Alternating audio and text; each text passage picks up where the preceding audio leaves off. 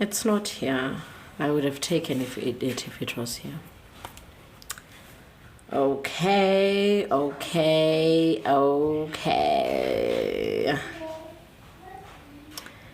Hi, everybody. We are back again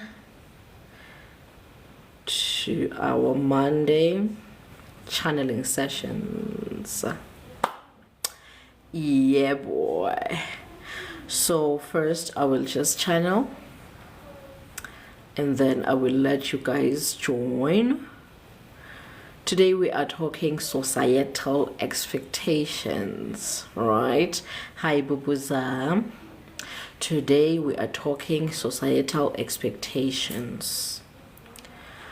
How can we eliminate, minimize, or just do away with societal expectations?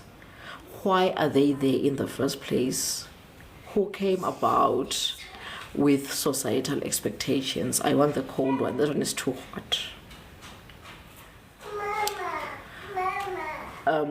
Okay, let me pause a bit. Hi, Bubuza. Hi, Big Ute. Hi, everybody. Okay, can I at least... Okay, I want to meme this baby. Oh, he's gone. Hi, Claire. Hi, everybody. Just tap. Thank you for tap. Let's tap. Today we are talking societal expectations, right? My question is, who came with them? Why did they come with them? And do we still need them, or we should just do away with them? Because people are now sovereign, right? So, no. So, I'll first channel, and then I will let you guys join if you're interested. Please don't touch that. If you're interested in joining. Gosh. Sorry, guys. My stand will just move about, and oh my God. So sorry, everybody. Pardon me. Please pardon me. I have a child. I have a child, if that makes sense. Hi, Angel. Hi, Green Sahara. Okay, let me try to... okay, just give me a bit. And then we start channeling. Yeah, boy, just like that. There we go. Oh, Smoky! Hi, Marvelous M. Hi, Mam Pemba. Okay, let me just first channel, and then we will talk about it, right? I want us to talk about... How are you? Oh, Smoky, I trust you're good. I want us to talk about societal expectations. I will first list them, channel them, and then we talk further, right? Okay, societal expectations. The first one is just that a woman is expected to be the primary... Thank you, Smakim. A woman is expected to be the primary caregiver. If a child is seen, maybe a dirty child, unfed child, or maybe there's something wrong with the child according to societal norms and standards, they're always quick to blame the mom. I have seen a tweet, I think it's a few months back. A mom was literally beaten by South African police for going to Groove and leaving her child alone with her elderly mom, right? And I actually commented on that post to say that where is the dad? Right? They're so quick to punish the mom without actually punishing the dad. It takes two to tango. Nobody took the chance to ask, okay, the mom is out here at the Groove. What pushed her into what pushed her into leaving her child with her elderly mom and craving Groove? I'm not saying that was right. It's wrong to neglect your child, and it's wrong to abuse your elders. However, my point here is, where is the dad? Did they actually investigate what happened to the dad? Because down the line, there was a tweet that said that, oh, the dad was actually alive and well. Not present, but alive and well, living somewhere, right? So mothers are pushed to actually do these weird things, all in the name of freedom. They're human beings, pale. They also want freedom. So question is, what should then mothers do if they want their own free time in this society when they're so expected to be their to be the primary caregiver 24/7, 365, and society literally punishes mothers for seeking me time. It labels mothers lazy. They're all the sorts of labels I won't even go on mentioning. That was the first one. The second one is sorry, I'll just go and refer because I have them somehow. I want to tackle all of them.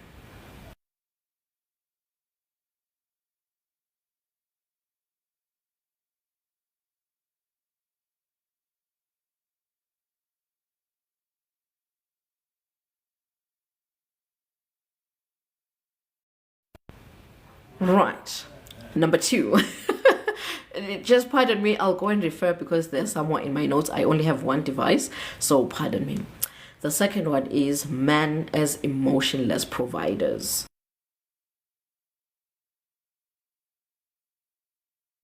Yes. Men in today's society are expected to be emotionless providers. Provide financially, be productive, and be all that without the emotional aspect of it, to an extent that our men have lost their emotions because they're focusing on being providers. And in today's world, where women are also expected to be providers and are expected to be productive, there is no yin-yang relationship. We're now in competition with each other because there are no boundaries that, okay, this one is doing this up till here and this one is doing this up till here. And there's this thing going on. This thing I truly want to nullify quickly on this live. It goes by, it's coming off as wise and mystic, and it's coming off as self-awareness kind of thing, whereas it's not. I am here to nullify it right now. It goes, you don't have to, sorry again guys, sorry. Can I pause a bit this live? I'm coming back just now.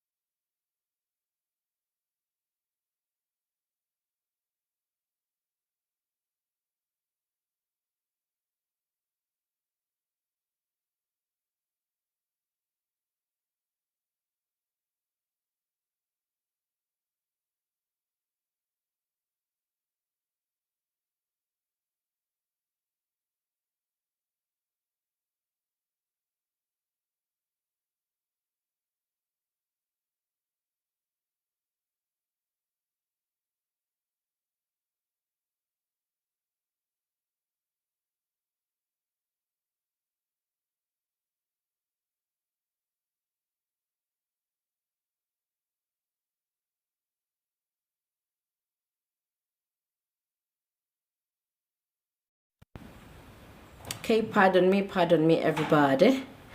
Okay, what was I saying? Okay, I was saying that I want to nullify this thing of saying that you don't have to go 50-50. You don't have to set boundaries that this one does this and this one is doing that. You don't have to actually do that. You just have to do, how you've changed your name. Hi, P and Pinwit. I don't know. I don't understand your name now, but then hi. So they always say that you don't have to be calculative, just do everything, meet each other 100%. It doesn't have to be 50-50, and you don't have to expect this person to bring this out. You don't have to have demarcations or boundaries. Just bring your whole self, be 100%. Can I please nullify this? In fact, no, I'm going to nullify this right here, right now. This thing of bringing yourself 100% to the table, it doesn't really work, because if you are in a partnership with somebody and you're bringing 100% of yourself, you may find yourself doing everything and the next person relaxing, all in the name that you've got this, right? They feel like you've got this. One party may obviously feel like you've got this, and then they may lay back and relax.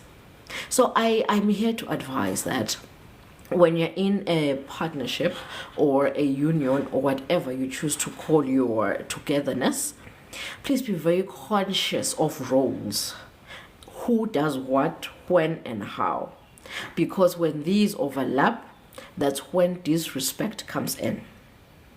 That's when, I don't know how to call this, but that's when humans tend to resent each other, all in the name of I'm doing too much, or you're not doing anything, or we're in competition, right? It's when competition and disrespect start to creep in. Because if you don't draw the line that this one is doing this and this one is doing this, one person may start bringing in 100% of themselves. They start doing everything. They do this one's part and this one's part, because it's uncommunicated expectations, right? So they end up bringing 100% of themselves, leading to one party not doing anything at all. Then leads to disrespect and resentment, leading to GBVs, what gender-based evidence. I don't want to say the name because TikTok's guidelines and rules and all that, right?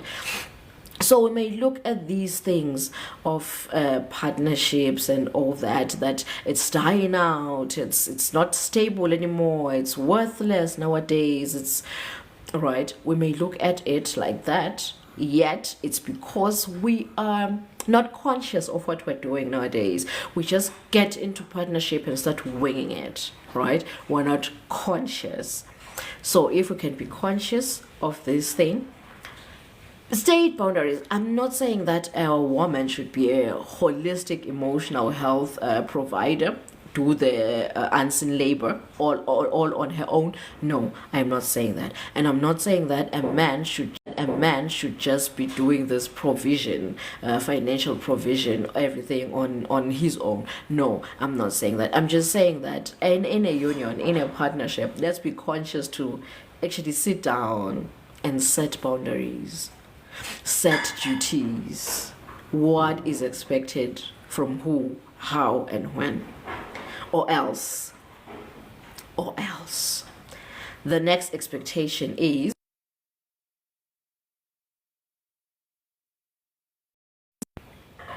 laziness is demonized. Oh, I love that part.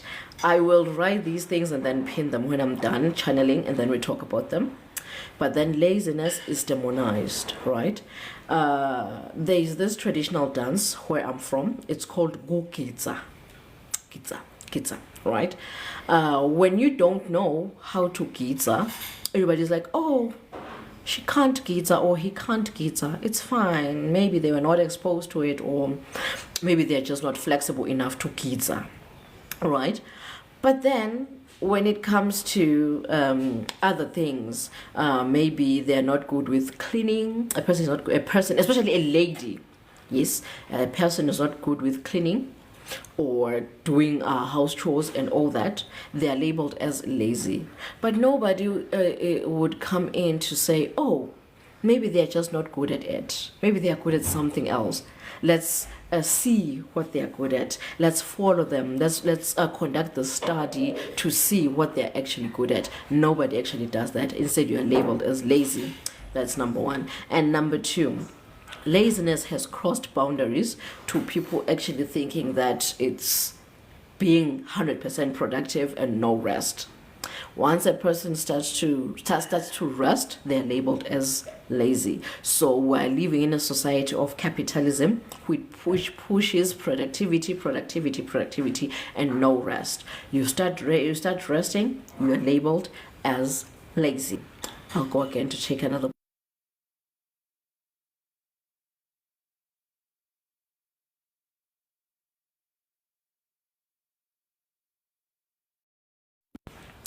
Yes, the next part being, sorry.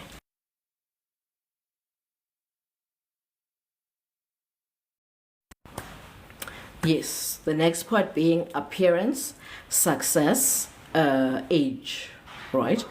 Women are graded according to their appearances. How do you look? Do you have your makeup on? Do you look fancy? Right?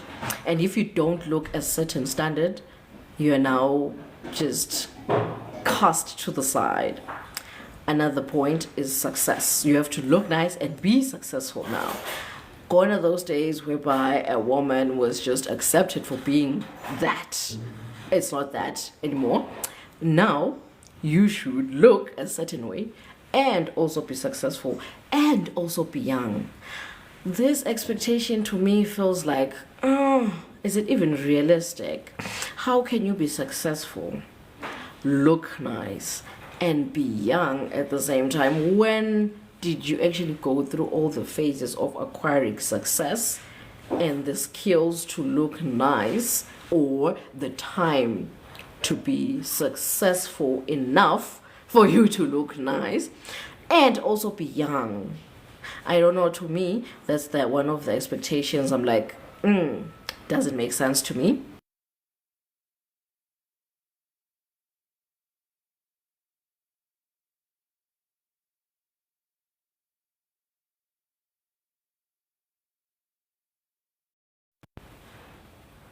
Trauma. Yes, we live in a world where emotions are just nullified. You are either productive or not. You can't be emotional. There's only one side of the spectrum nowadays. You are either productive or not. Yet in life there is a spectrum. There is good, there is bad.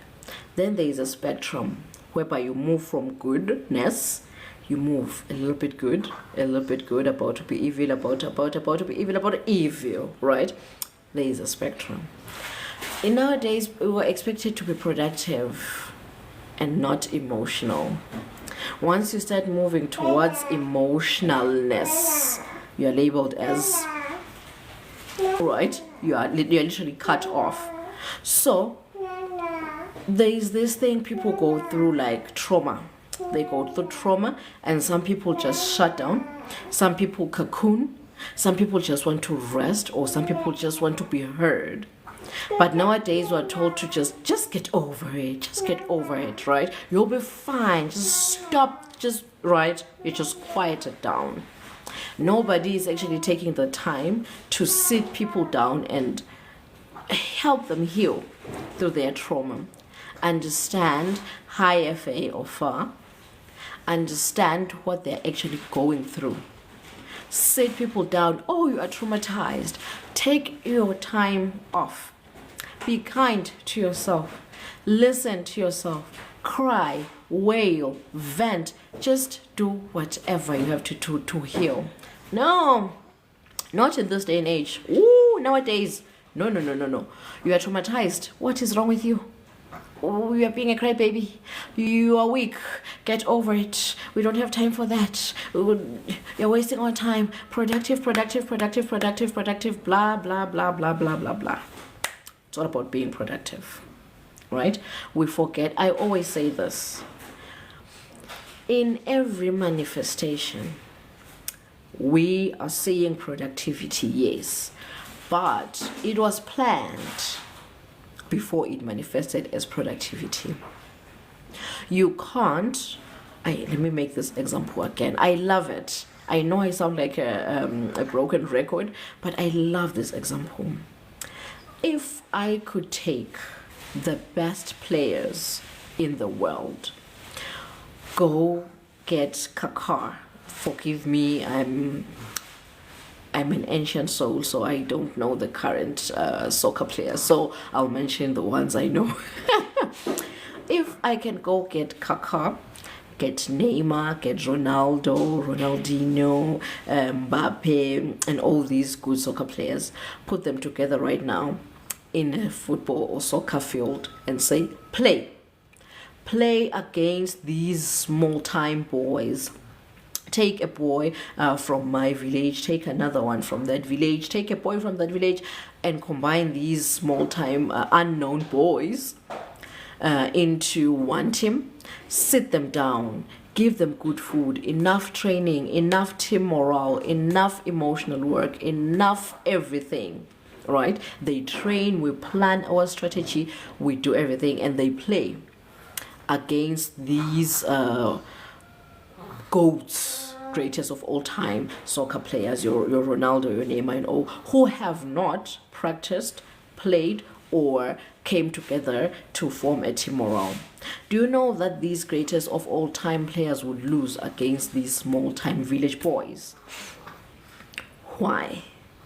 Because planning, the unseen, is more important than the sin, which is the execution.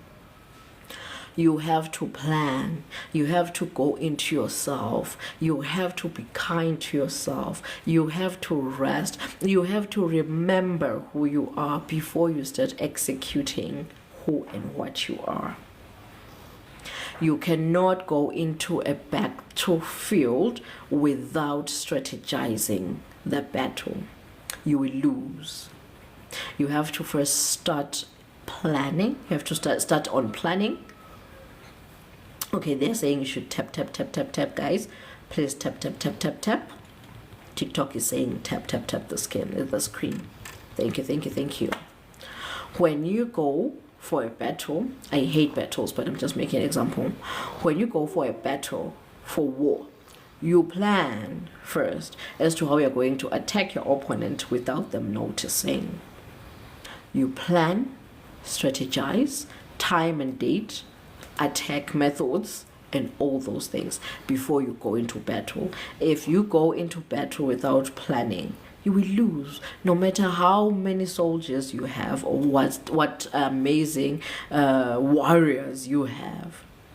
You will lose because you didn't do the inner work, the internal work, the unseen work. What I'm trying to say here, what am I driving at? I'm trying to say that let us stop neglecting our emotions. Let us stop focusing on productivity and neglecting emotions. Let us stop nullifying people who have gone through trauma.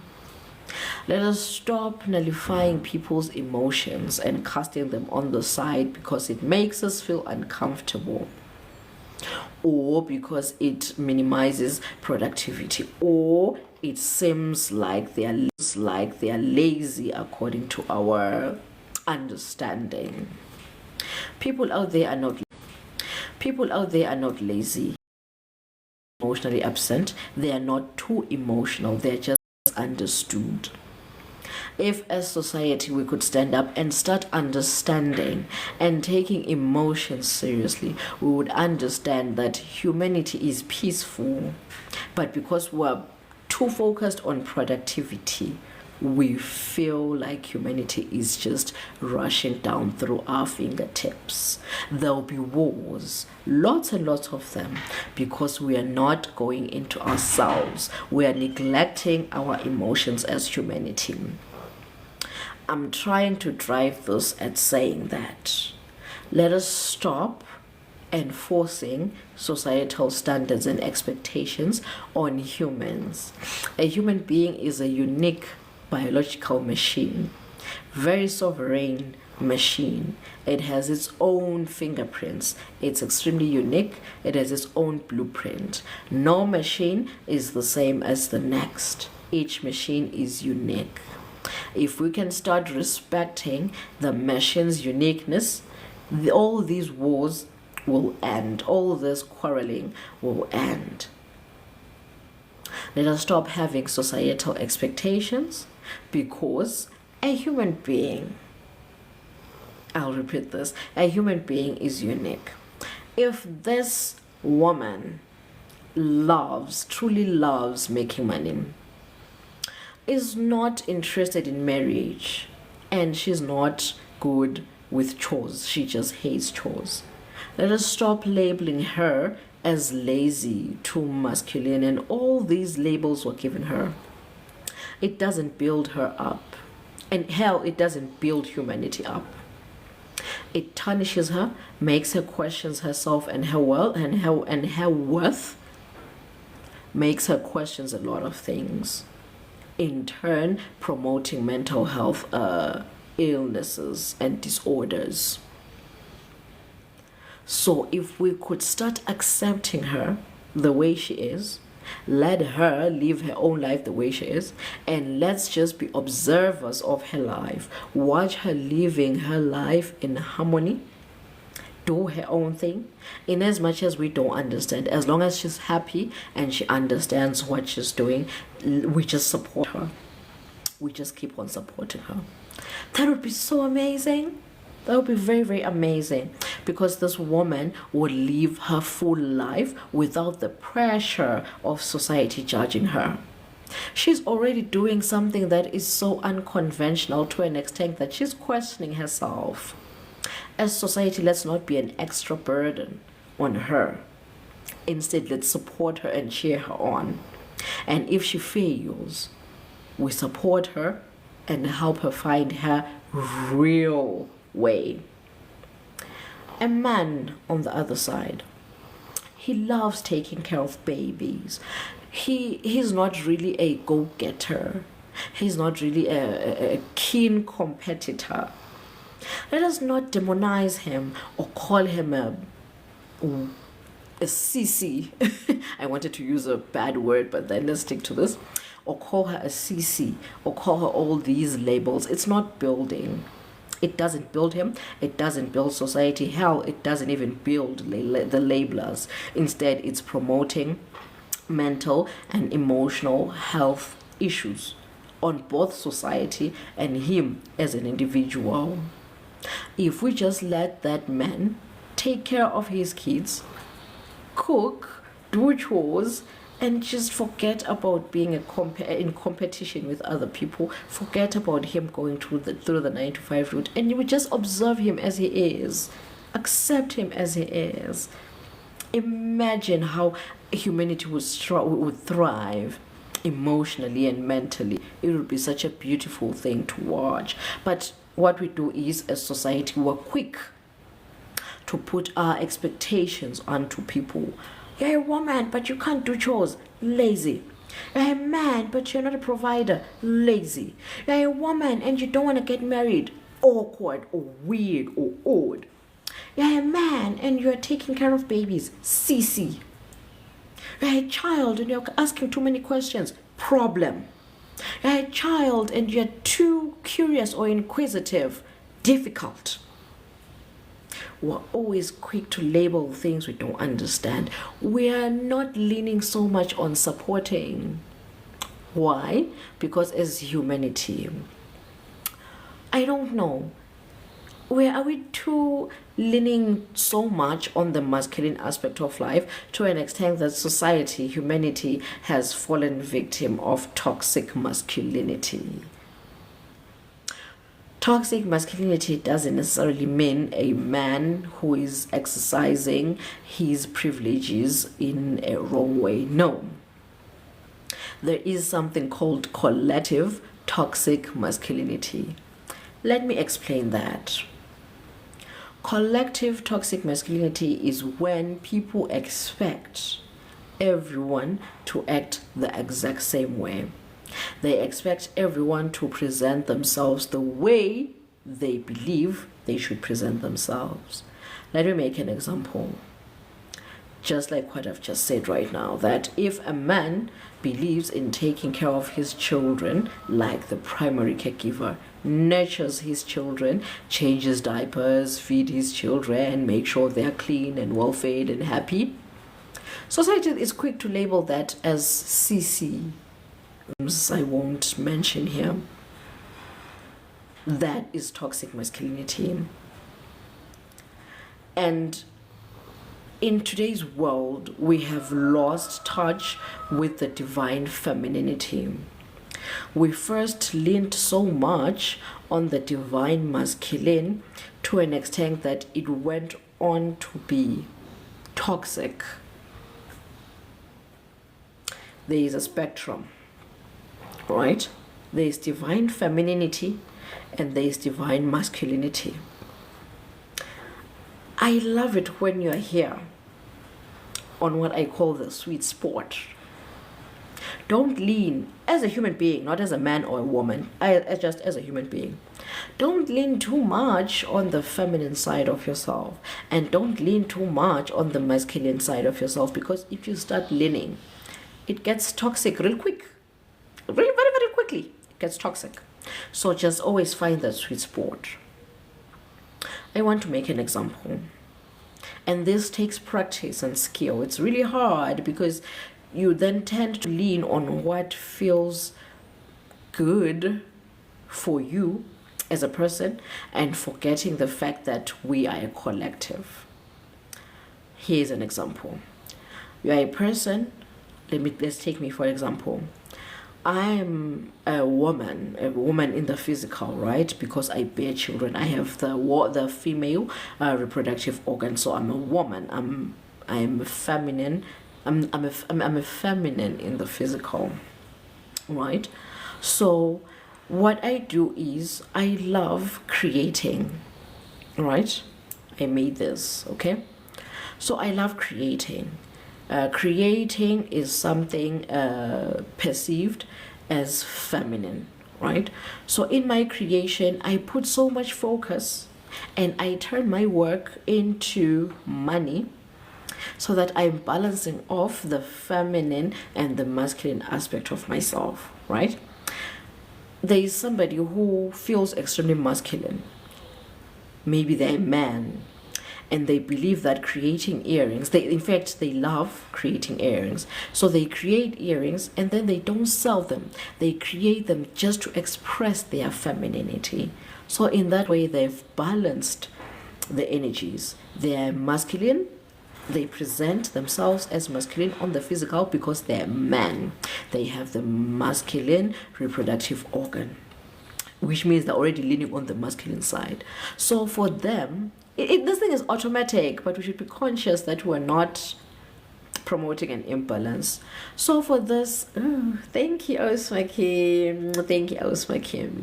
I want us to talk about this, Ausmaki. Don't leave real quick. You can, if you're busy, you can put your input in the comment section. I will invite guests just now. Hi, Ndilim. So as this man, you are a man, right? You are appearing as a man on the physical because you have these masculine reproductive organs, male reproductive organs. So for you to balance off yourself, your body tells you to be creative, to create something artistic, right? So let's say maybe you're a man who loves making earrings, and you feel like you don't want to sell them because this is a way for you to express your femininity. You have balanced off yourself just like that. You've balanced the energies just like that. But if I were a woman and I feel like just making earrings for the sake of expressing my creativity, it means that I have now leaned more on the feminine aspect of my life, not unless I have a 9-to-5 job or a regular job where I'm competing and trying to climb up the career ladder, right? Then that balances everything off. So you should have an aspect of you that is masculine and have an aspect of you that is feminine. There are some women out there who believe, right? Don't poop on my head. They are strict like that, right? There are women who are assertive and they stand their ground. They have balanced themselves just like that. This is so easy, but we overthink it, right? And we follow societal expectations so much to an extent that we end up losing ourselves. Yet we are born with these balances. We are born balanced. But we get here and we follow societal expectations and norms to an extent that we fall into a ditch, ending up being excessively feminine or end up being excessively masculine, which leads to imbalances. Mental health these balances express themselves as mental health and emotional health illnesses, and then we cry foul. What is happening to our world? Oh, we are giving birth to children with ADHDs and autism so much. What is happening? We have lost the imbalance between the divine masculine and the divine feminine. We are following societal norms and expectations so much to an extent that we are losing who we truly are. We are losing what we are as humanities. There are so many wars and quarrelings going on in the world, and we are crying foul. Busy saying, what is happening? What is happening? Because we're extremely leaning towards the divine masculine, and it's ended up being toxic. We are now a collective consciousness of toxic masculinity. Toxic masculinity has led humanity to be in war and quarrel. So let's stop crying foul and start being conscious. Let's start finding the balance. How do we go from being extremely masculine, toxic masculinity, to, again, I want to emphasize this. Let's not then, I know that we love fighting fire with water. Let's quit fighting fire with water. Let's be conscious to move from toxic masculinity into that sweet spot. Let's not fight toxic masculinity with toxic femininity. It will not equate. Two wrongs don't make a right. So I'm saying let's fight, in quotes, consciously. Let us eliminate toxic masculinity with peace, not with toxic femininity. Let us calm it down with peace. Find the sweet spot. This is divine femininity. This is divine masculinity. Let's find that sweet spot.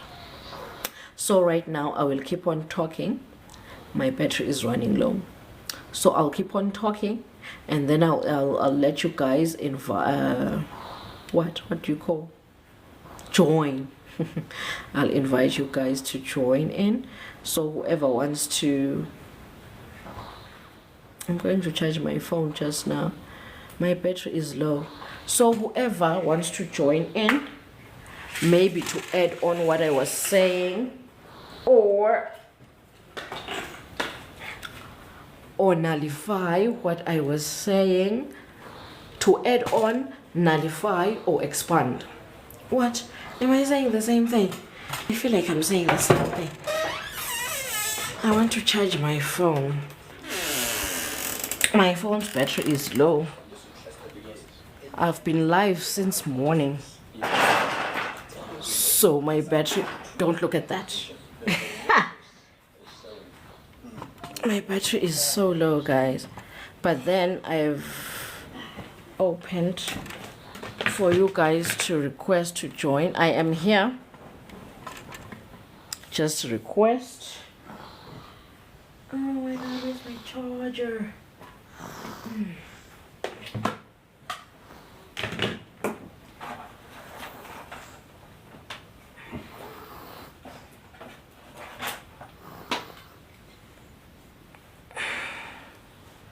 You can request to join and then we talk about it.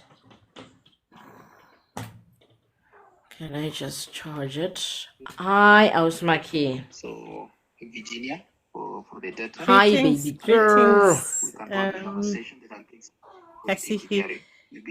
Hi. Open the panel. I just want to take care of a meeting currently. I've got 15 minutes left in it. And I will be back with you 100% afterwards. Perfect, Neda, perfect. We are here. We are here for the long haul. Worry not. Thank you. We wait for everybody to join. I will just keep on talking. Sorry, guys, I want to charge my phone and put my baby down. Let me put my baby down. And then we resume. Hi, Bongewe Dlamini. We are talking societal expectations. But I want to put my baby down so that I can focus 100%. Hi, Gwenzam.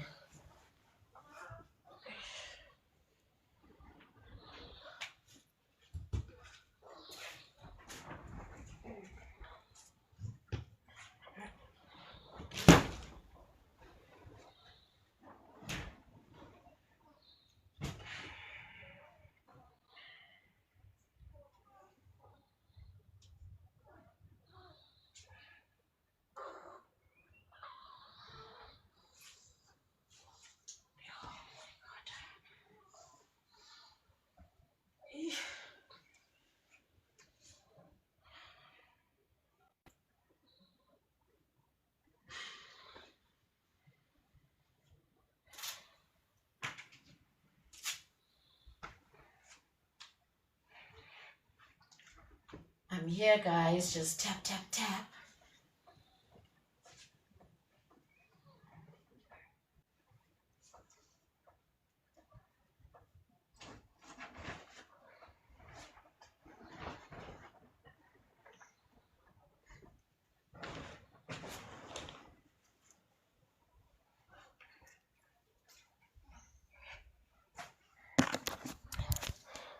Hi, Gwenza. Hi, Tandy Ubega. We are talking societal expectations. That people are expected to be something, maybe they are not, and then they end up being that thing without knowing, thus leading them to either be toxic masculine or toxic feminine without knowing, because they've been pushed there by society. Right? That's the question for today. I want you guys to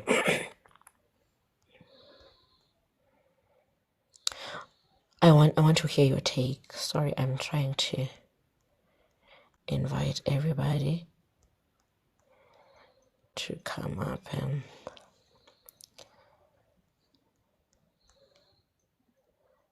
want to hear their takes. Also, please tap, guys. Tap and invite.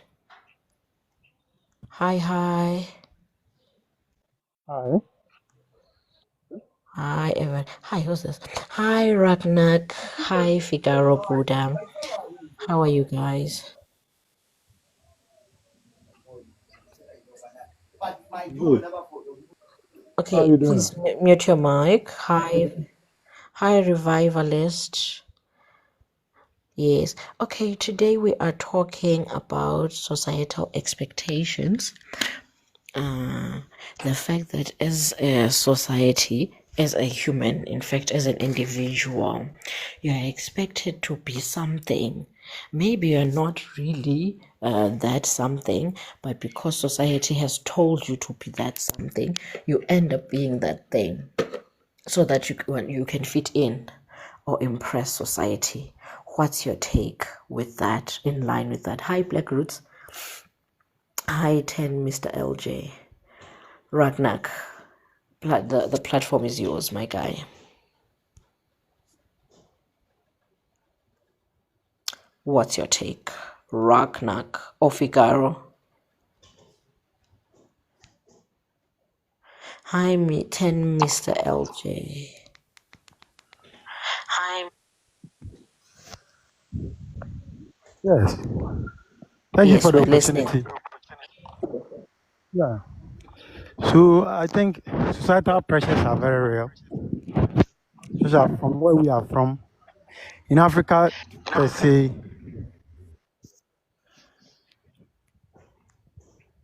there's a We're listening. notion that anybody who goes to school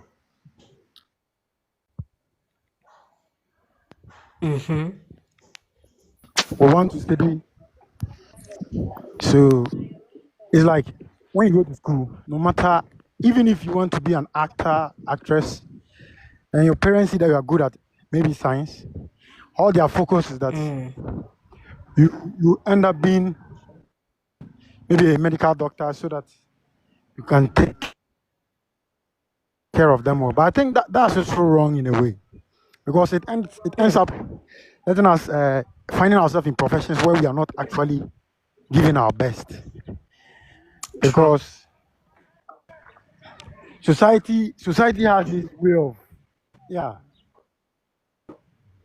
True. society has this way of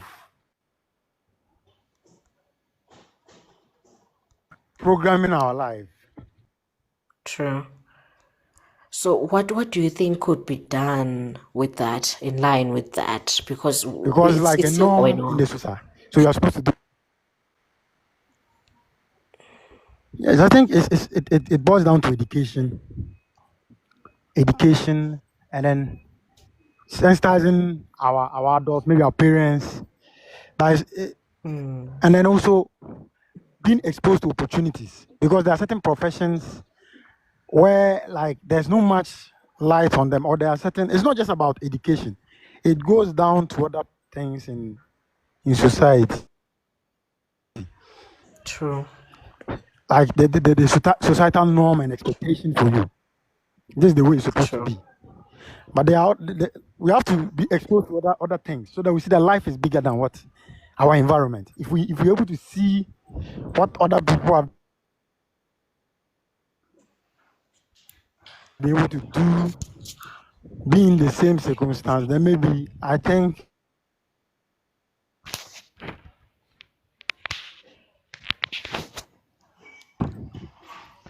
the I opportunities think will be given to us to explore.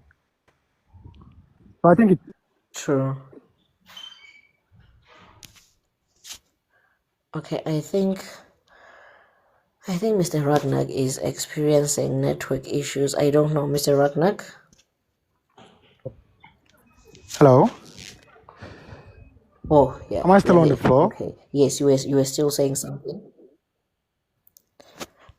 We can hear you, but your network is a bit staggy, if that's a word. Okay, can we hear I am him? I don't know, or Mr. Oh, 10, Mr. LJ, are you there?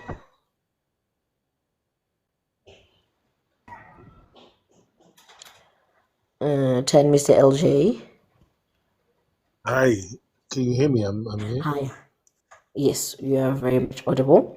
I Okay. think Mr. Ragnar is having network issues, but then you heard the topic. Today we are talking societal expectations.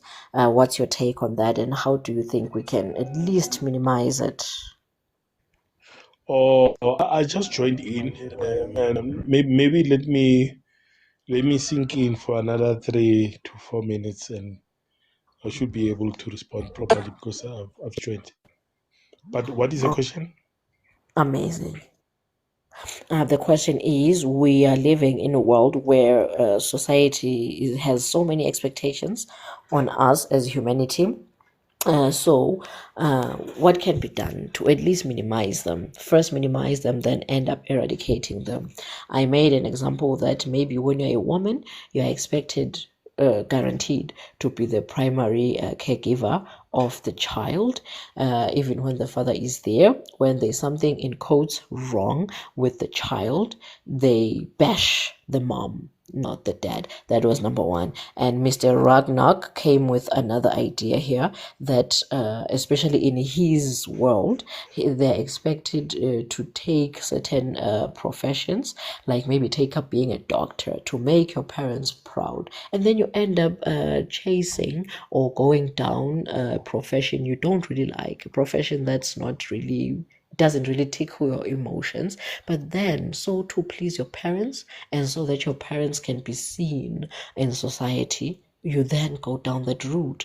So I don't know what's your take. Maybe do you want to take us through a background story of yourself, and then go on to tell us as to how we can minimize that, or maybe just eradicate it altogether. Okay, I catch your drift.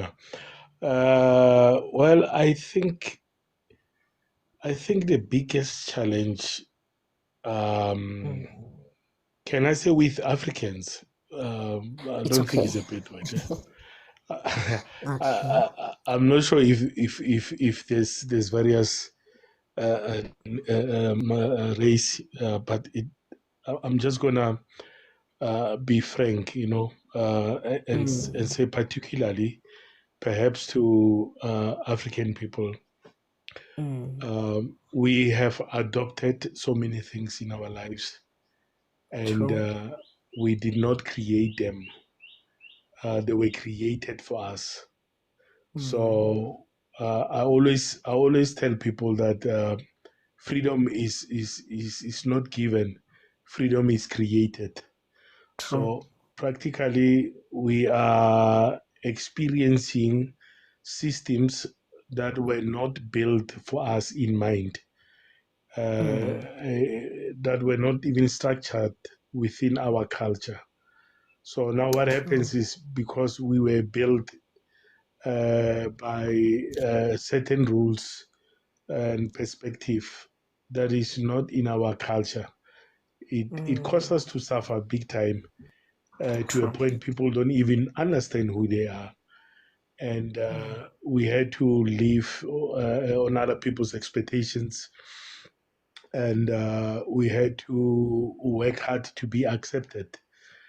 And like I said, I like to share words to African people that the first thing that we need to do, guys, is we need to fix, we need to build systems that promotes us, that is within our culture, and that's the only thing that I would say I see it as a solution.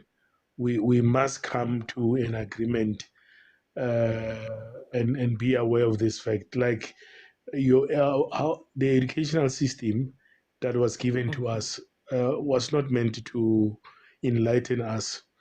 When you check the structure and how it is given to us, you can see it was not created to strengthen us, but it was created to use our strength, our energy, and our intellect. It's like if a black man creates a system to save water, uh, they don't get promoted, they get killed, they steal their ideas, and or they give them peanuts in exchange of their inventions.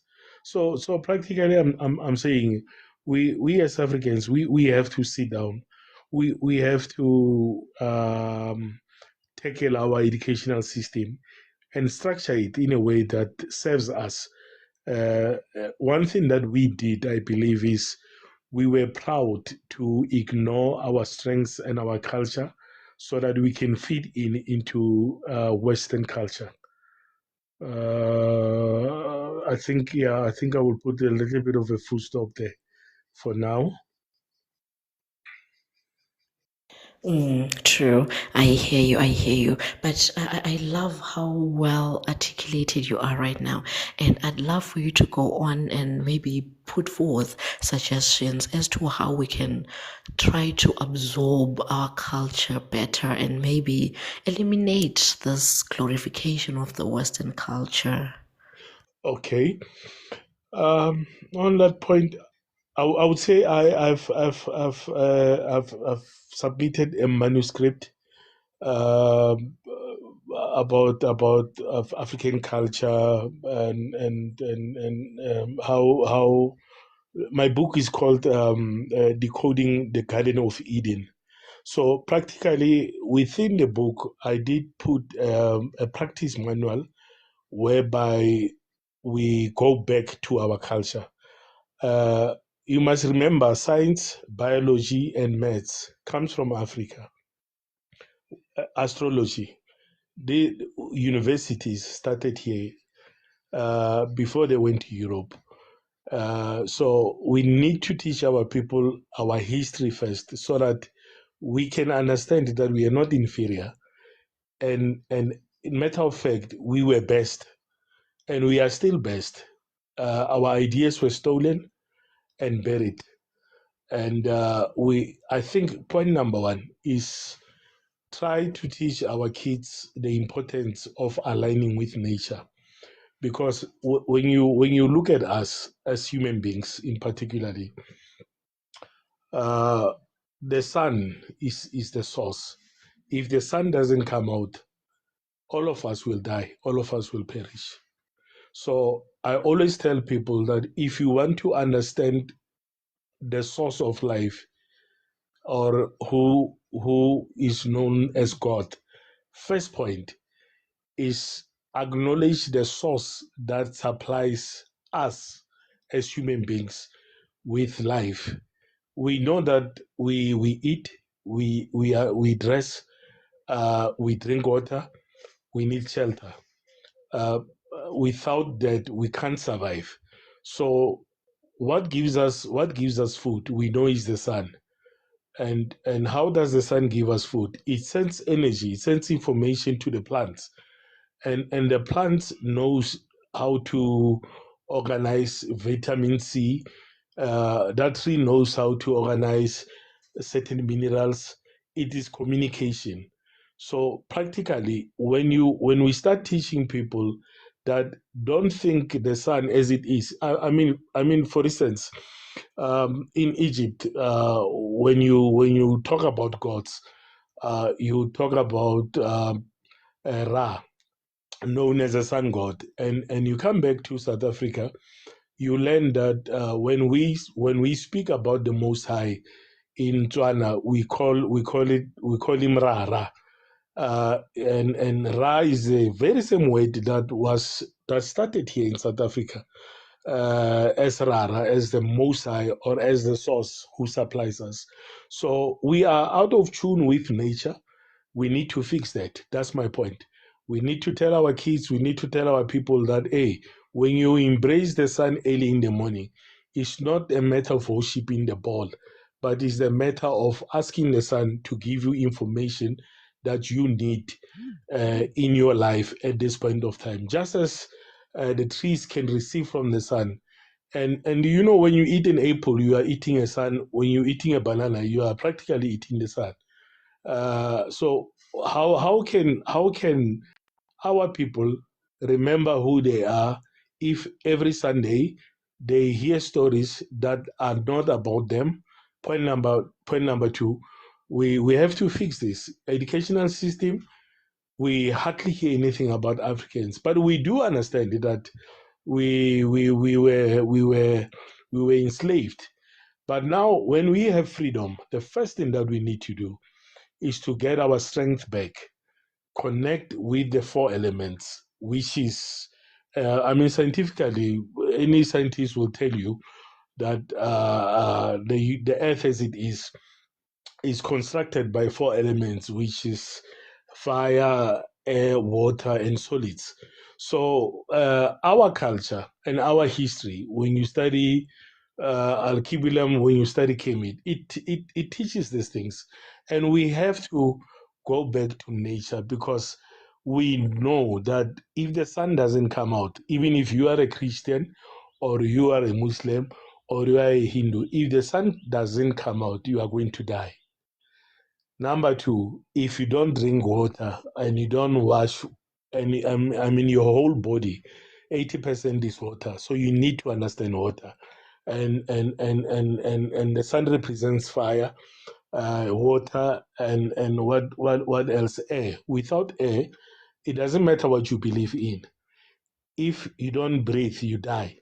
So what is the true source? The true source of humanity is the sun, is the mother earth, is the air, and it's water. So without these four sources, we all perish. So we have to sit down, we have to address these things, we have to educate our brothers and sisters and our children the importance of this. Isn't it funny that even in this group now, in this platform that I'm sharing these things, you'll find that majority of us are not clued up about these four elements. We know them. We think of them as something that we breathe is okay. Let's look for more. No, breath itself is in everything. If you don't understand it, it will be just in and out. But when you start to understand the power within the air that keeps you alive, then you can start using it correctly. When they shoot weapons and stuff, they study the air. They do understand that if I shoot this missile, if the wind is moving so this speed in this direction, these are the reactions that you are going to get. When you plant certain seeds, you need to understand such things again. So I've got a lot to share, but I don't want to do overdose. But in short, really, we have to understand we were robbed. We had to agree on belief systems. We had to agree on educational systems that did not promote our strength. So we have to sit down. If we have to do our own private schools whereby we teach these things, let it be. I mean, when you go to China, you check their education, you can see that cooking is common for any child. Tiling is common for any child because that's what they do at school. I mean, we would write exams about grasshoppers and lizards, but we hardly use those things. And our children, even today, when they go to school, when I check their syllabus and what they are learning there, I get frustrated because I don't see how a child, when they are 14 years old, can actually apply what they have learned from school, unless if it's AI and latest technologies now.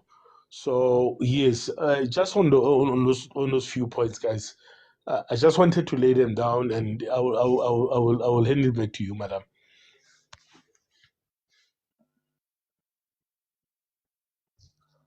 Oh, amazing, amazing. I've just been absorbing and listening to you. Oh my, it's amazing. Okay, sorry, I am him. Can we go down the line to smoking laws? I don't know. And then we come to you. I want us to go in line with how we joined. Is that okay with you? Okay, smoking laws, can you please take it over? After 10, Mr. LJ, I'm just absorbing. I'm like, wow, I'm writing things down. When he said, when you're eating an apple, you're literally eating the sun, I was like, wow. Bars, mister. I loved that. Okay, smoking laws. Yeah, okay, after smoking laws, can we go to Ausmaki? Then I am him. I'm sorry, I am him. Ausmaki joined earlier, but then she was in a meeting. So can we, after smoking laws, can we go to Ausmaki?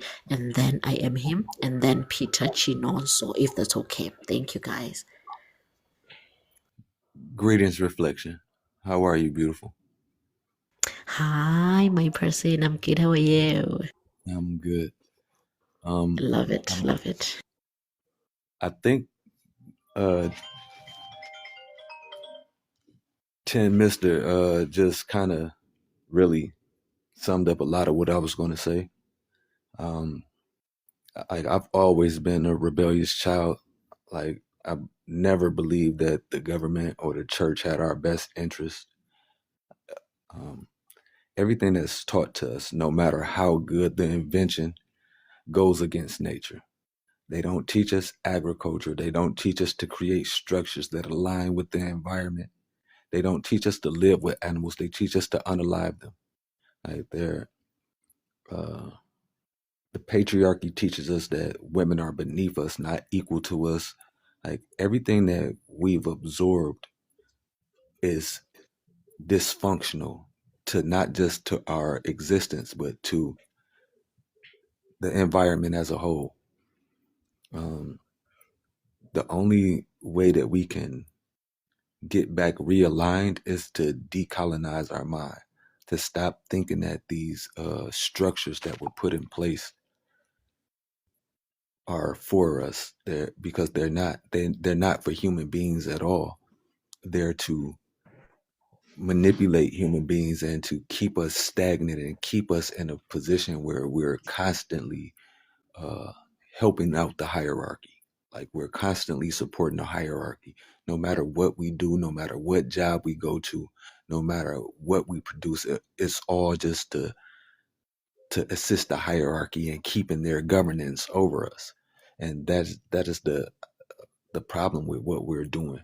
Like we have no ties to nature. That's why I was so drawn to you and the things that you say and the way that you present yourself. Because it feels like when I hear you speak, I hear nature in your voice. I hear the balance in your voice. You're never talking down on men while also raising women up. So we have to teach these things. It's not, we have to dismantle the system. We have to begin to teach our children what we are, who we are, what we're capable of, and how we need to function in life. There are so many positive, beautiful aspects of this world that we never get to see because we are brainwashed into thinking that everything that we do must work collectively for the hierarchy instead of working collectively for the people. And I think that's our biggest problem, like not having the ability to reach all of our children at one time, to be able to engage within these conversations to where they reach not just the adults that's having the conversation, but the children that are capable and willing to listen to the information that's being presented to them. Because we can have these conversations amongst each other all we want, but it's the children who are our future and who need this information so that they can realign themselves with nature and the planet and everything, and just get back to a certain frequency where we are in tune with the earth and in tune with animals and in tune with one another. Because as long as we're creating all of these devices and things that are counterproductive to nature, we're going to continue down this path and have the same problem.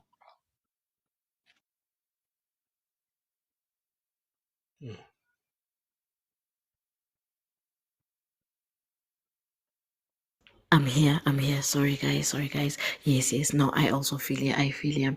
Oh, and thank you for the compliments. Blush, which means I am literally Mother Nature. Woohoo! Thank you, my person. Thank you, Smoking Laws. You were saying something? No, I just said that you are, my love. You're definitely Mother Nature. Ooh, thank you. Blush. I have questions, Smoking Loss, before we go to our Smacky. I heard you saying that we should in fact, children should be the one who should be, in quotes, brainwashing in line with these less or non-toxic societal expectations. My question is how. Nowadays, parents are expected to go to work, the 9 to 5 jobs. They come back home tired, and they leave their kids home with their nannies who literally don't care about another person's child. They're just here for the money. When the kids are not at home, they're at school. To teachers who don't care about giving children the correct information. They just want to keep on indoctrinating them even further. So what would be your take in line with feeding kids what is right or the correct information? Well, we as parents, even in our most tired moments, we find ways to come home. We find ways to cook food. We find ways to take these children to different sports activities and things of that nature. So we need to make time to talk to our children.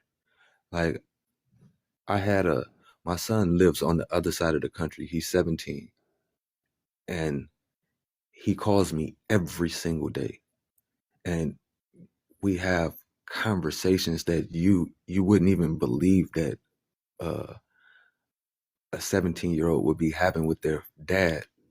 Like, he likes to talk about religion. He likes to talk about the Illuminati. He likes to talk about the hierarchy of structures and how things were put into place. He asks me questions about every single thing, and I'm always there to answer for him. If I can answer to the people on these apps, if I could talk to these people for hours and make it my business to try to deconstruct people from toxic religious beliefs and all of that, I need to be able to make room for my children. I used to coach his football teams when they were young. And one of the things that the parents liked about me was that their kids always came home feeling like they were loved and appreciated and were listened to. So I I made it my personal business to wake up early in the morning on those Saturday mornings where we have football games, and I would make breakfast for 12, 15 children at one time. And before we went to these football games, we sat down, we talked to each other, we ate together. I listened to them, and they took time to listen to me. And we had meaningful discussions as adults talking to children. And we need to make that a norm, that we don't just make time for our jobs. We don't just make time for our spouse.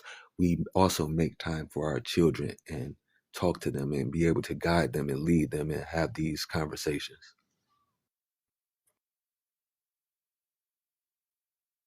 I feel you. What I hear is you saying, let us be conscious.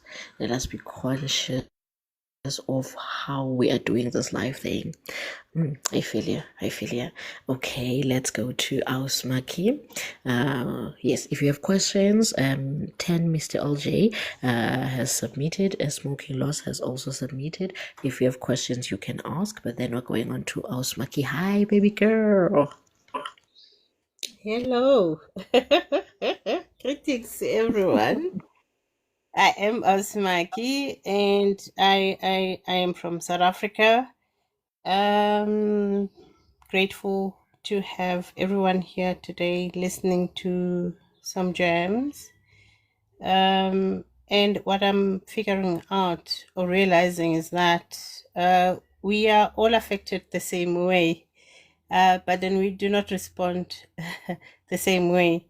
The two gentlemen that spoke before me have a beautiful vision as to how we can go forward, or perhaps what can assist in our deconstruction of the colonial mind. I'll put it like that. I think not that I think, I know that we were robbed from our indigenous ways.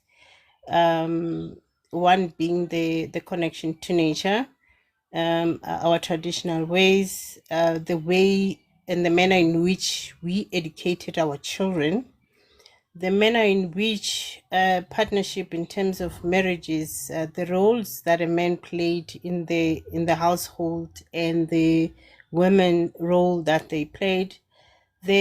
Along the way there was this blurring of lines in terms of that. And I know you when you started introducing this life, you spoke about the gender roles and responsibilities and the point of failure. And it is true that for some reason we have forgotten what we have been taught. We have forgotten the beauty of aligning ourselves with indigenous knowledge. And we sort of took the neo-colonialization, or the new dispensation, and took that as a rule book, and immediately wanted to normalize that as if that it represented all human beings. And it wasn't. It was only to cater or serve the few, and that few did not have us in mind when they designed that. What's amazing is how quick we moved. We moved swiftly. The transition itself was so swift. It was like day and night. Like you sleep tonight, you were living in another dispensation, then you wake up tomorrow, it's now democracy, and now we are expected to latch on to these new ways of living without even thinking of who we are. So, my queen, I think we were broken from the core. The minute you take away connectivity, like now, if my Wi-Fi is not connecting, I would not be able to speak to you. So us and our antennas were switched off. We're not giving an opportunity to even choose whether we want to be democratized or not. We're not given an opportunity to review what was working, what was not working, and also put forward action in terms of adoption. That right was taken immediately.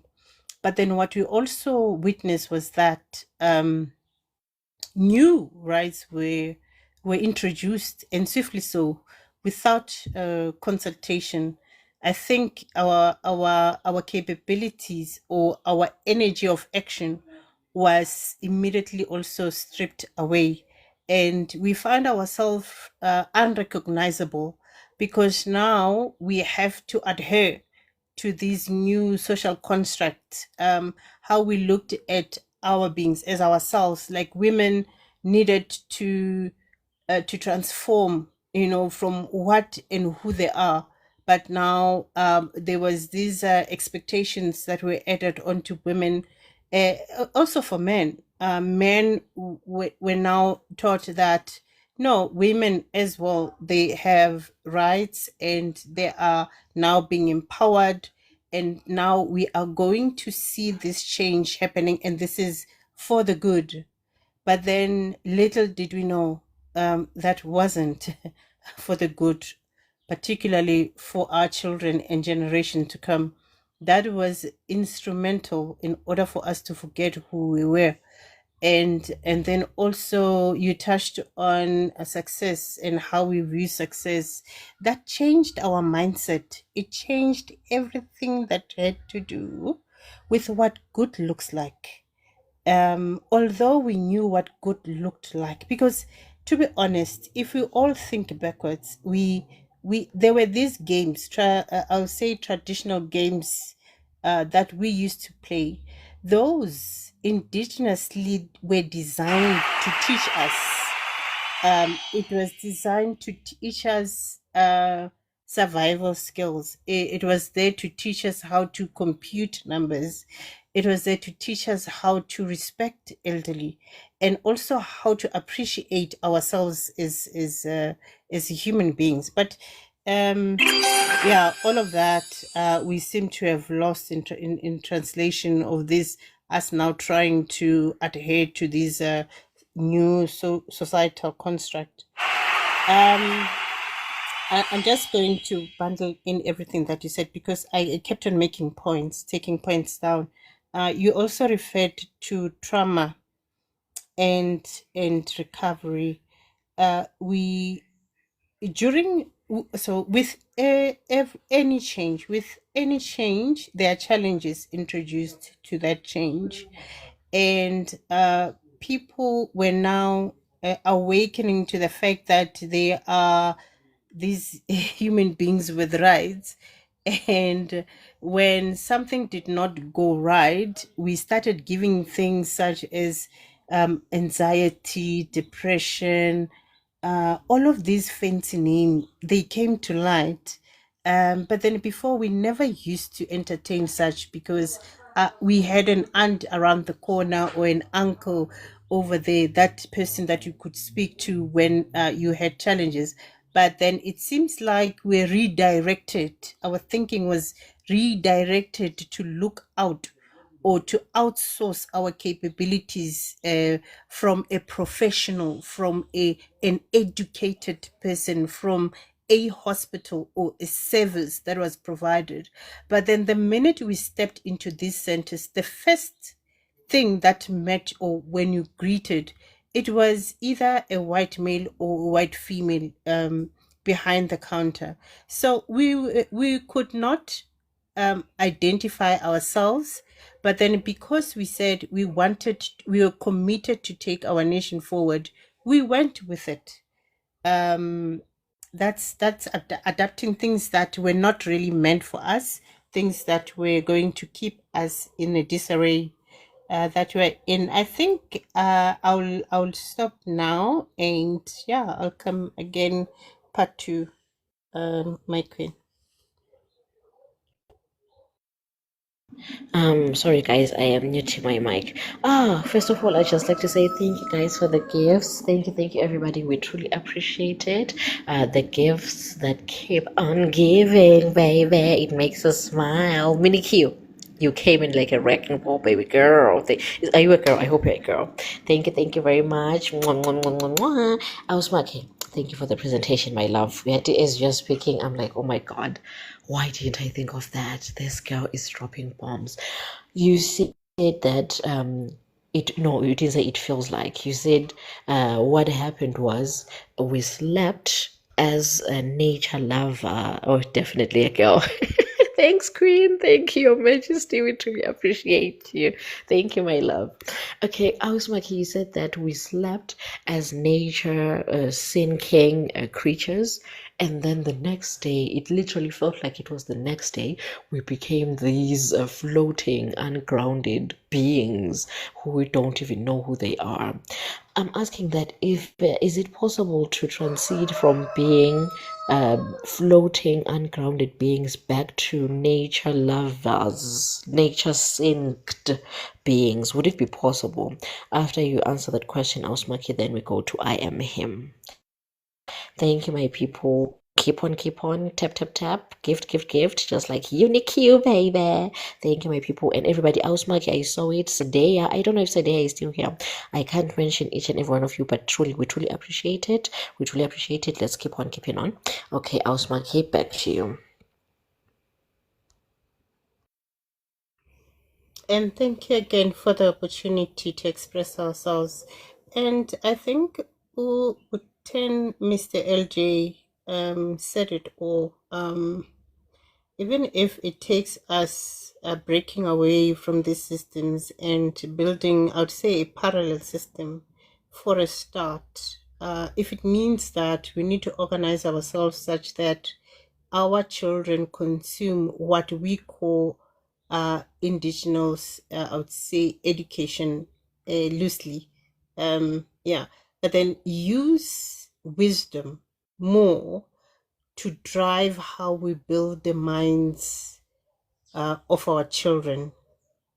You see, it's quite different from education, but then we turn it around and we rather open tabs for wisdom and put the seeds into our minds of our children.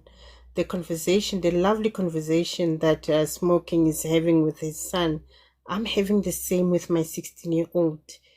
He looks at what I post and engage me on that, and I find ourselves, having this intimate discussion about the rationale behind it, and I find myself taking him back in time and how we learned from our elders and how the stories were taught, and how how fire holds so much power. How is that spark part of us? The goodness of water, how to look at it. It's not just water that is just meant to quench your thirst, but then water is it's like a fuel to a car, and it does that without even asking twice, right? And that's accountability. And when a child is already ready to engage at that level, it means that we are sleeping at the driver's seat, because now our children are accelerating in wanting to know and in knowing the truth. Let's just reorganize ourselves, and so that we can re-engage our children and ensure that what we know, it is not lost. Thank you. Amazing, Ausmaki. This is beautiful, beautiful. Move away from do. Well, how did you do the thingy? I forgotten, but move away from that kind of education to a loved it. I don't know. I am him. Okay. After I am him, I need Mini Coin will go in, and she'll guide me how to do a 7 sport panel thing. I'm trying. I can't say anything here. Or maybe Mini Kwan, can you lead me right now, if possible? Sure. I can't. So, at the bottom on the left, you see like the pink and blue people there? Uh-huh. Click that Yes. and it'll open Uh-huh. up. I'm And do you here. see like the little wheel maybe for your settings? And then you'll see like Okay, the yes. basic settings with all the Thank boxes. you. Mm-hmm. Thank you. I got it. And Okay. make sure your number is I on wanted. 8, or make I sure your can't number's on edit it. Why max, can't I edit basically. My number max is can't select this number because currently 4 sports. What? What? Can't select this number because currently 4 sports have been occupied. Why? Okay, let's use this one then. That's it. Okay, That's the one. amazing, amazing. Yay, Good thank job. you, Queen. Thanks, Queen. Mhm. Okay, let's go to I am him for his submission, then come back to you. Is that good?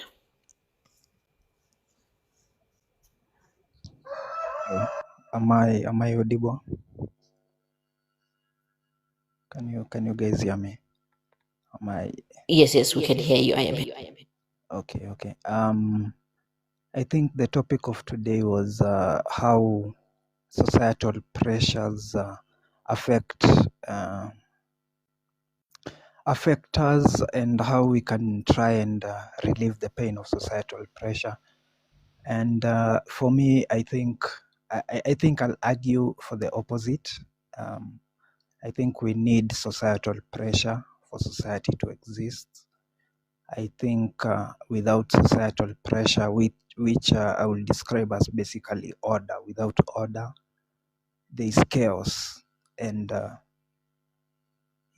to seek for the abolishment of order or for the disruption of order is I think it's asking for trouble that we do not know how to handle yet. I'll try and address some few points that were raised by other people. Um, um, it's true that the Europeans stole a lot of knowledge from Africa. Africans were among the first people to participate in mathematics, to participate in science, chemistry, all that. Even a lot of esoteric knowledge, like the spiritual knowledge, a lot of it was stolen from Africa. I cannot deny that.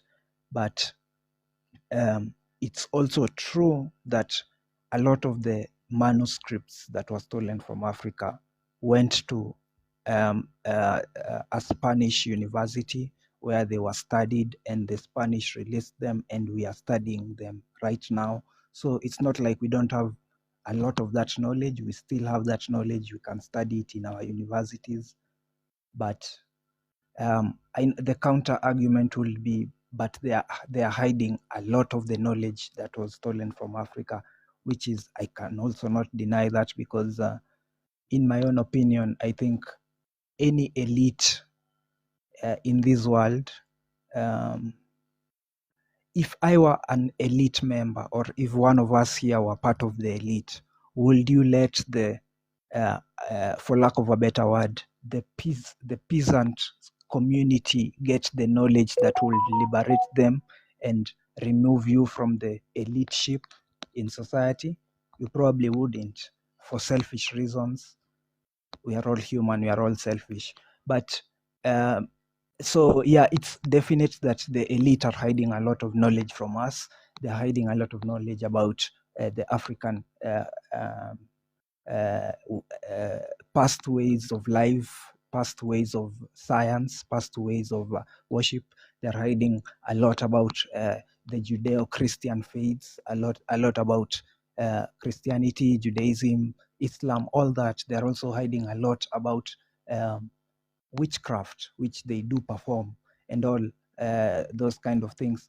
Because if you had the knowledge to overthrow the powerful, you will overthrow the powerful.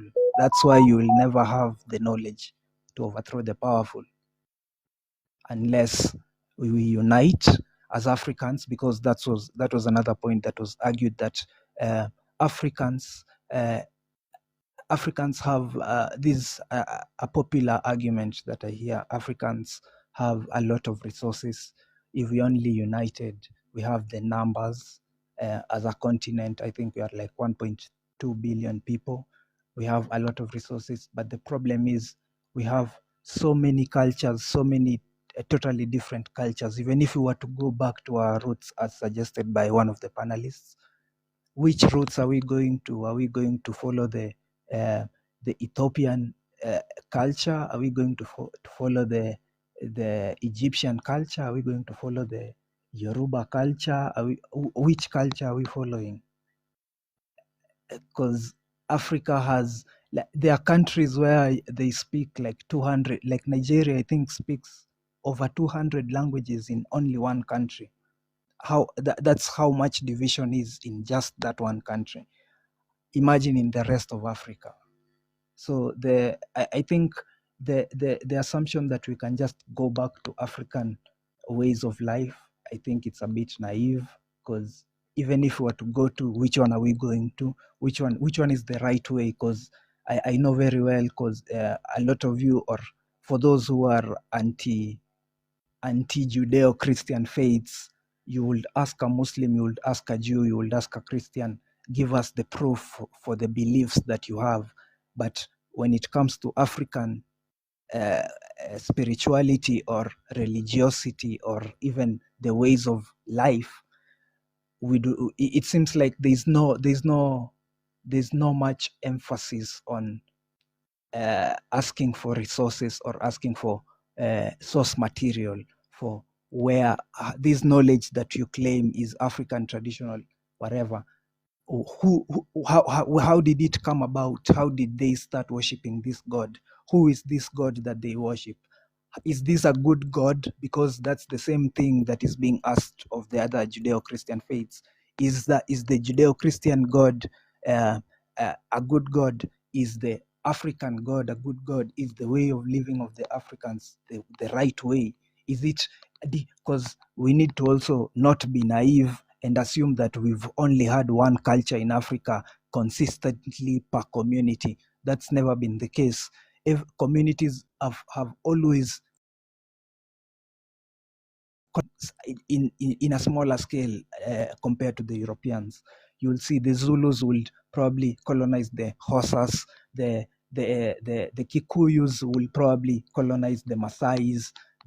All these things were happening, and from all these battles and wars and times where one community is leading a big portion and it's under an empire, like for example the Baganda empire, which ruled a huge community in Uganda.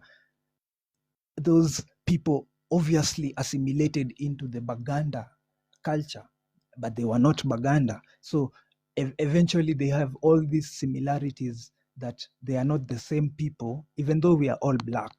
Yes, even whites are not the same people. Germans are not the same as English. But even though we are just blacks, all of us, we are not the same people. So we need to ask ourselves these critical questions before we jump into the questioning of order. And I'll just stop with this. I think it was Carl Jung who said the people have defeated God, or he said I think he prophesied the death of God, but he warned that the coming thing will be, people will, because human beings are just naturally religious or naturally believers or faithful. They have hope. That's why we have plans for tomorrow. That's why we have children, and we have dreams for these children, even though we do not know if we will live tomorrow. We are faithful people by nature, and by that nature, Carl Jung predicted that as the West, because he was an American psychologist, as the West was killing God in their society, eventually they would embrace a new God. And now in the European and American Western societies, you see now a new embrace of liberalism, which is the embrace of everything. You can do whatever you want, whatever you feel is okay, just do it, as long as you're not hurting me. This has never been the case for Africans. Africans have started embracing liberalism as they have started denying God. That's why we see now we have African people doing weird things on the internet, things that are not African at all. It's not African for you to be half naked on the internet, but we are embracing it. Why? Because we are killing God. So my caution is just, as we call for the destruction or the deconstruction of one idea, we need to think very critically about the new adoptions that we are going to take upon. And remember, the poor never influence society. There is no time that people below here influence what will happen in the whole of society. Almost everything in society is socially engineered by the rich. That's what we need to remember. So as we are calling for the death of this religion that has kept peace for, I think it's called the Peaceful American Empire. I forget the name. The peaceful region of where there has been reduced war ever since World War II up to now. Reduced war relative to world history.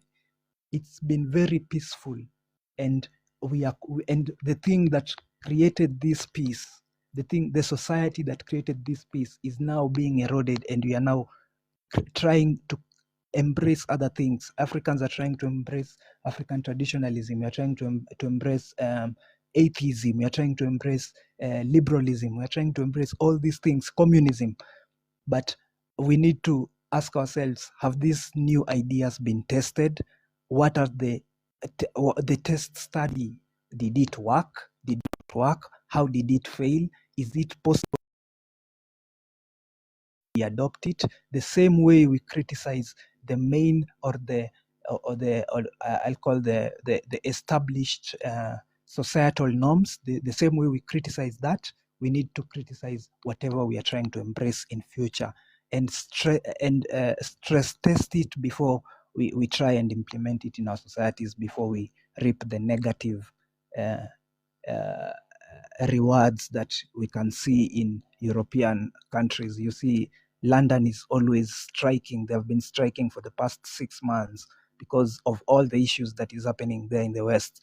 Germany the same, US the same, all the crime that's happening there, all the immorality that's happening there. If that's what we want to see in Africa, then we need to, my point is just, we need to think critically before we embrace these new ideas that we are thinking about. Thank you. Thank you. I'm him. I hear you. I hear you. I love how you always play the devil's advocate. I always love that. It makes one to think critically. Yeah. You trigger one to think. And yeah, I think you understand what I'm trying to say here. Thank you guys for the gifts. Thank you everybody. Thank you guys. Mini Q, my queen.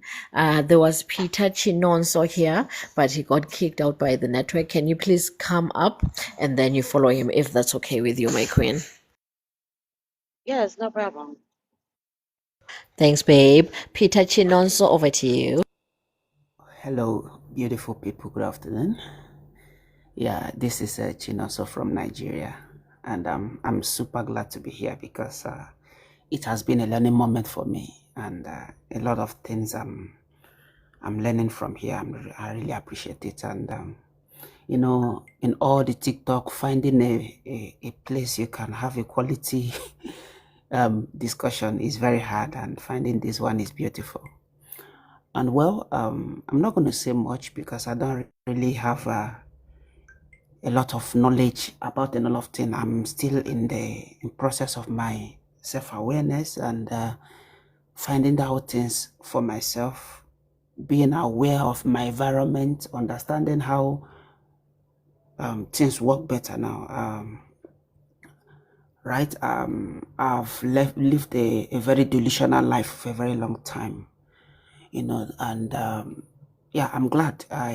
In fact, TikTok is very instrumental to, you know, me having a root, you know, having a general understanding and ways to, you know, dig into myself and try to understand a lot of things. So a lot have been said, and but then I just want to talk on, someone earlier here talked about alignment, and that is the place I've been trying to, you know, work on, because as a former Christian, I got the entitlement mentality that everything that was created, everything that exists in this life is created for the dominion of a human. You know, we have the right to, you know, take that goat, chop off the head and fry it and roast it, you know, cut down those trees, you know, do whatever I want to do with earth, because Oh my God, my woman is calling. Just give me a minute. Sorry, yeah, just give me. Okay, I should have called. Okay, take care of the queen. Take care of the queen. Okay, let me just finish with that. Yes, please. Yes, queens first on this platform. We take care of our people first. Okay, Mini Q, can you start saying something? And then, yeah, when he comes back, he'll just come after you. Go, queen. Go, queen. Hello, thank you for inviting me up. I really just came in to listen, following my friend Smoking in the space, and I kind of Okay. just Let me like get. the tone. Okay, give me 1 second. I have to. Beacon, this is one of the most intelligent women that I've ever met. And when I say that, I don't meet a lot of people and call them my friend. This is someone I proudly call my friend. I love Minnie Kwan. She is an amazing person. But go ahead. Thank you. Ooh. I feel so honored. So I I would definitely say that I am for liberation as opposed to oppression. Right? I think that, of course, I'm going to speak from an American perspective because I was born here.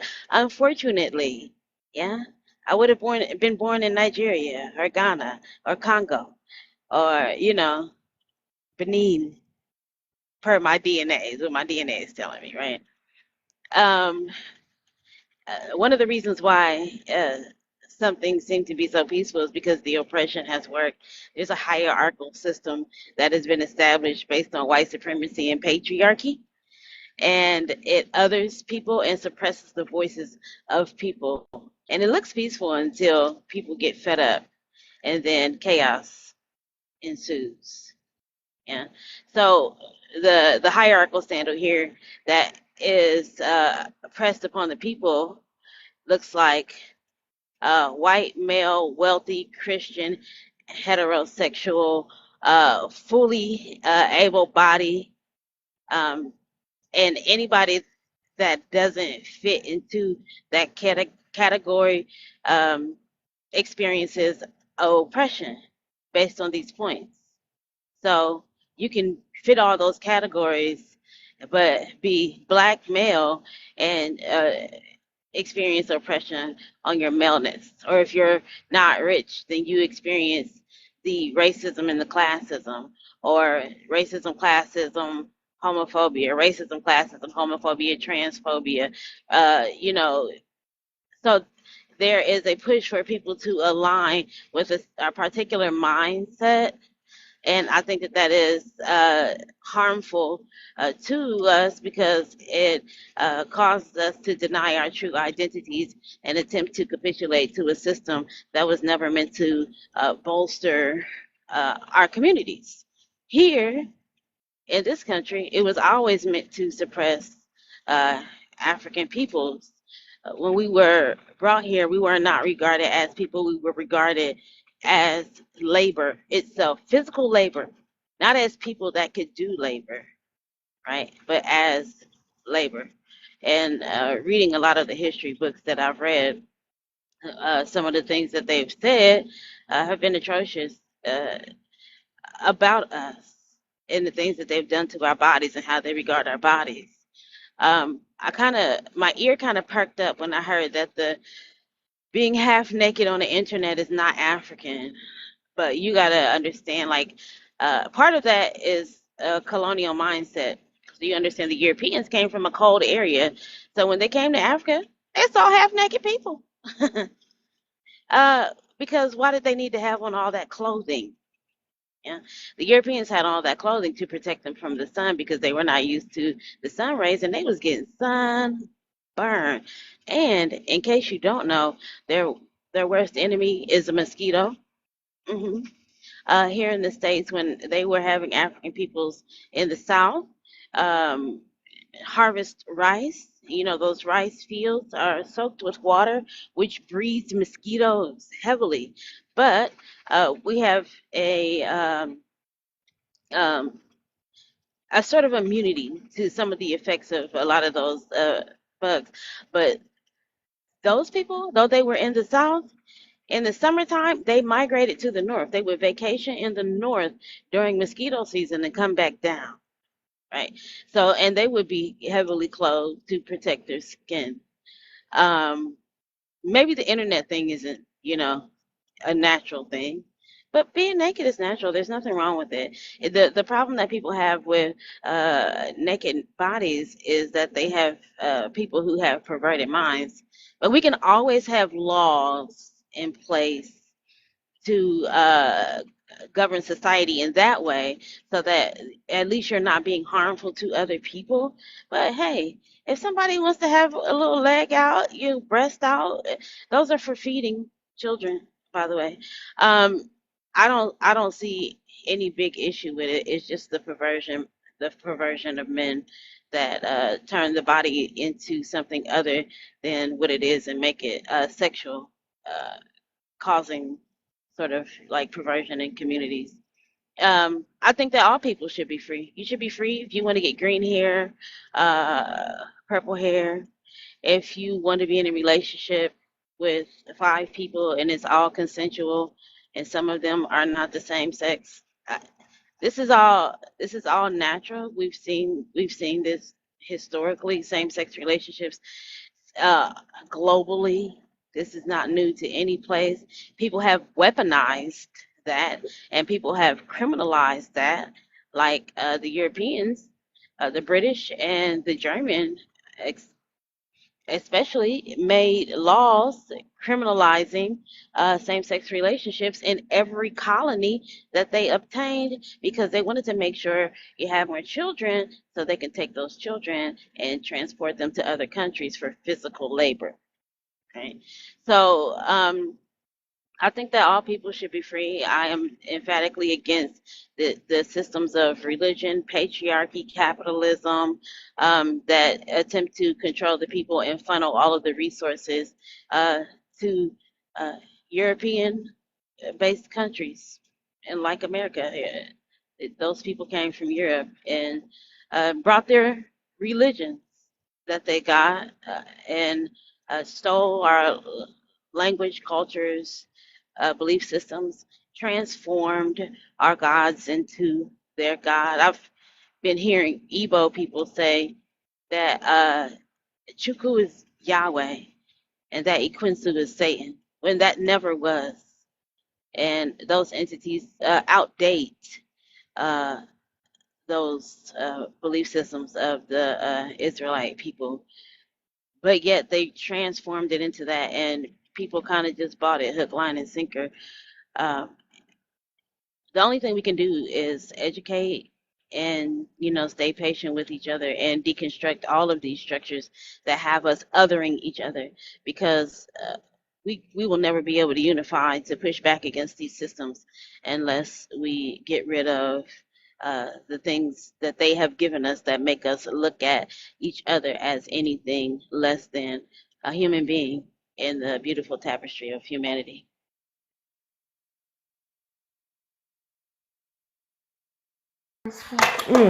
Beautiful, beautiful. Smoking Loss was right. No, this one is broken. Give me another one. Smoking Loss was right. I mean, I loved it. I loved it. Beautiful. When you said a little leg out, a little boob out, I'm like, yes, queen. Yes, queen. No, I feel you. I understand. And as I'm listening to you, I'm like, where did it go wrong? What happened in the first place? And I watched this TikTok. One of the lady was saying that America, she called, like, it's a lab of some sort where everything is tested to oppress humanity, and when it passes, it's then shipped off to the rest of the world, that, oh, by the way, it's been tested and it's passing, it's a success, it can oppress humanity, so go on to the rest of the world. I don't know. I don't know what's your take with regards to that, mini Q. And then when mini Q is done, can we then go to Smoking Loss and Ausmaki? They wanted to engage I am him. Are you still here, though? Because you just you submitted and just left. You left us with this hanging thing, and now we're all confused. I also want to ask a question from you. So yes, Miniki, I don't know what's your take with that thing that America is like the world lab of some sort. What's your take? In fact, yeah, you heard what I said, so I don't know. What's your take with that? And then after you, smoking laws, then Ausmaki. I agree emphatically. We can see this in examples like apartheid, or like what the funny mustache guy from Germany did. They got a lot of those ideas from here. Um, this place, they sell a delusion and they call it the American dream, which like if you don't fit into that category that I spoke about, you're never going to ascend to this dreamlike state. But other than that, this place is simply a sweatshop. It is a work factory. The biggest crime here is wage theft, and they have somehow been able to convince people that they deserve less. Look for those ideas to continue to circulate around the globe. You got people aligning with white supremacy in countries where that hierarchy doesn't exist, and it just lays a foundation for a recolonization, if you will. I hope to never see it, but from the trends that I've seen, like I don't understand why a person in Nigeria would align with Donald Trump. Like we know, and I was talking to somebody about this the other day, um, because we have uh, basically been locked in a room with these people. We know their tactics. They have patterns. They don't do anything new. Everything they do is always regurgitated. And that's from the Pacific Islands, to South America, North America, to Africa. Like all of these things, they regurgitate the same actions. So you can see where they're going. And yes, this is America's ground zero. They're trying to bring in automation, um, taking away healthcare from people. Um, just look, I agree. It's a testing lab. There's no, I don't think there's any refutation to that, and we've seen it historically. So thank you for noticing that. But I think sometimes when we do speak, people from other places don't really hear us out because they don't understand the perspective, and it's like, listen.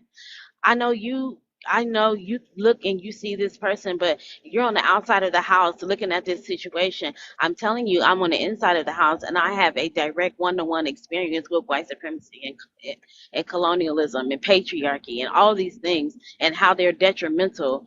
But the power looks shiny from the outside. Like it's like a house with all the lights on, and you can see all the lights glowing. It's powerful in there, and you got people that's on the inside of the house fighting the oppression, fighting against the power. But the people on the outside go, hey, they got lights in there, it looks great. It's not so great, it just looks shiny. I agree so much. And before I even speak on what I wanted to speak on with him, I just want to touch on what you just said, Quan. Like, this is definitely an experimentation lab. Like, we have, if you get a chance, Beacon, look up the name Henrietta Flack.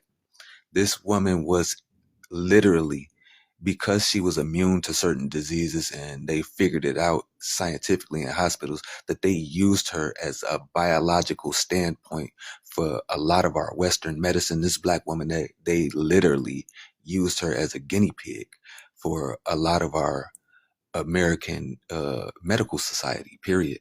You have the Tuskegee experiments, where they were uh, tricking Black people, telling them that they were giving them different things, but they were literally testing out the effects of syphilis on Black people in the South of Americas.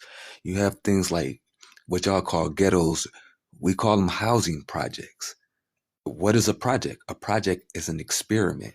And it started off as an experiment, seeing how grouping people together that had very little resources and access to education would infect them as a whole, as an environment. And we watched it play out in real time to where you look up and people from other countries be like, oh, wow, why are all these black people over there unaliving each other? Why do they have all of these gangs? Why do they have all of these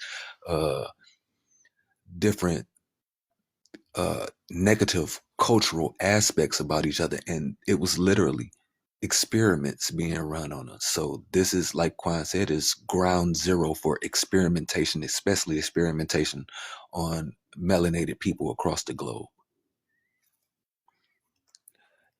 And as far as with, oh, go ahead. What was you about to say, Beacon? No, I was just listening. I was about to say that's so powerful, but go on, go on. And as far as what I am him, I think he misunderstood everything me as Mookie and the other brother was up here saying. Like, he missed the whole submission, like consciously missed it, because a lot of what we were saying, it had nothing to do with the religion at all. It was really just acknowledging us, getting back to acknowledging nature, getting our children back to farming and planting, and actually just listening and talking to the children. There's many different different representations of things that we had before we were integrated with other societies. Like, no matter who it was, whether it was Africa, you had things like mathematics, geometry, science, all being conducted without the brutality. You had There were pyramids built all over the world, different societies built all over the world, from Africa to Asia to South America to North America. We have pyramid mounds here built by the Native Americans. Like, they had structure, they had organization, they had societies that were thriving until someone came and imparted their belief system and their structure onto things that were already there. So I think he just missed out on a lot of the information that we were saying.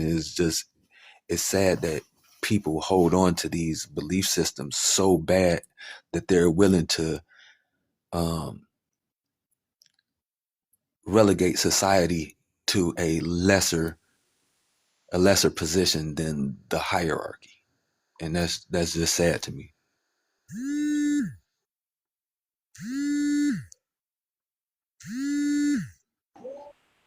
Please mute Mr. LJ. Thank you. I was smoking a lot. Were you done or? Yes, I'm done. Can I back Beautiful, smoke beautiful. up real I quick on love how something you you used to. say? Okay, go on. Go on, Minikyu. Uh, in regards to Hello? Henrietta Lacks. Hi, just a second. In regards to Henrietta Lacks, they they shipped her sales all over the world. They sold her sales to all these different companies. And do you know that it's called the Gila sale? It's still living.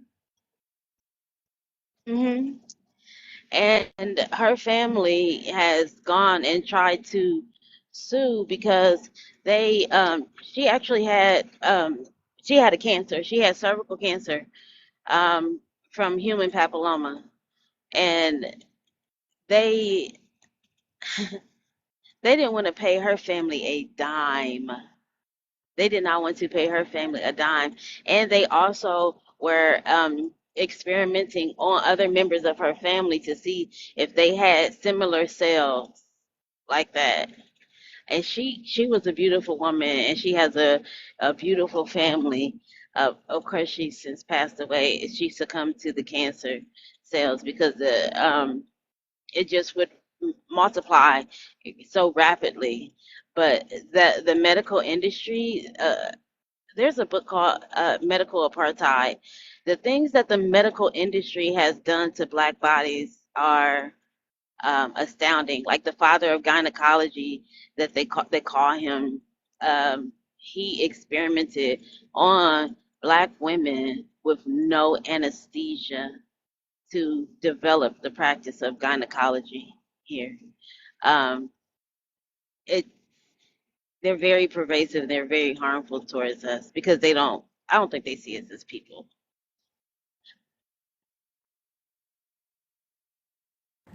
True, true. And I'm so shocked how what's the word? What's the word? What's the word?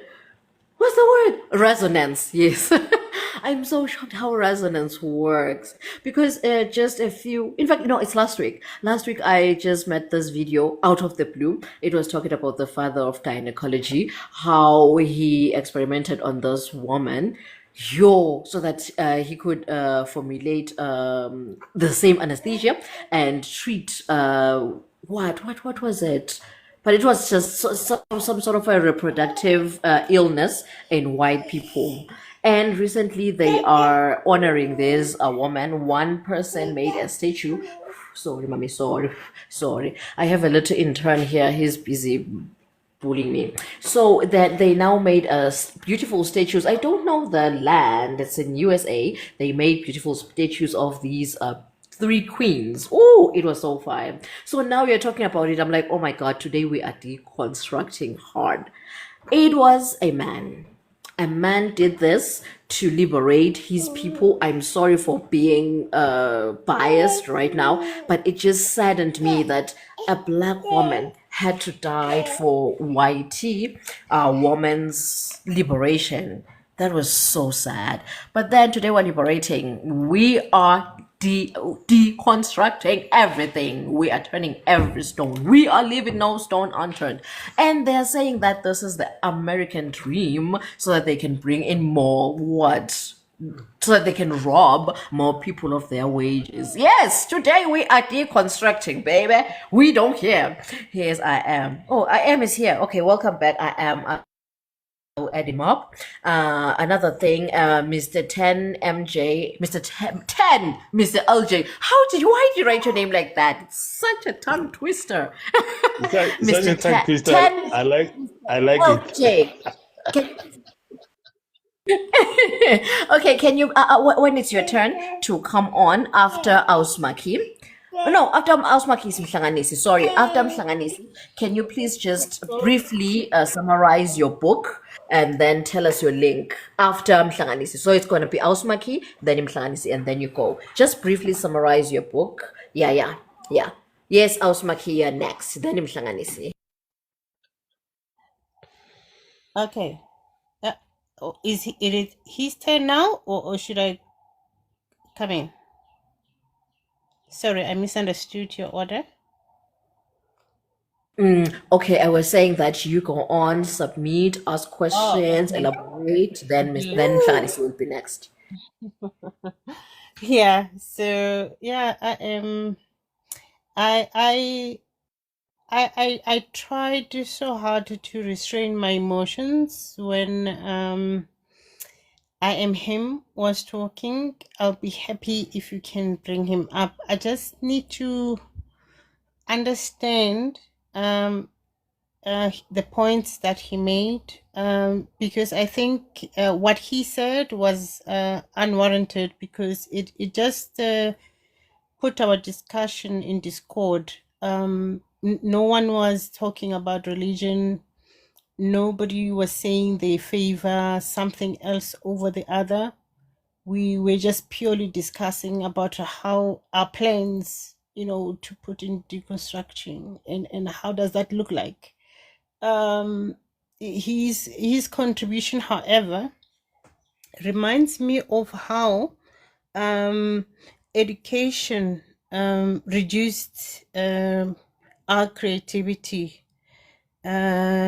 It sort of blocked out a huge part of our brains, and it ensured that we will always be looking outside for goodness, and we'll always class ourselves as low as we can. If somebody is standing, I will always have to bow or bend down because this person comes with something that I do not have. One's mind works in such a way that if it takes orders from your intuition, So if you feel like you are not enough for this life, it will come to that level and only provide you with what is limited to your thinking.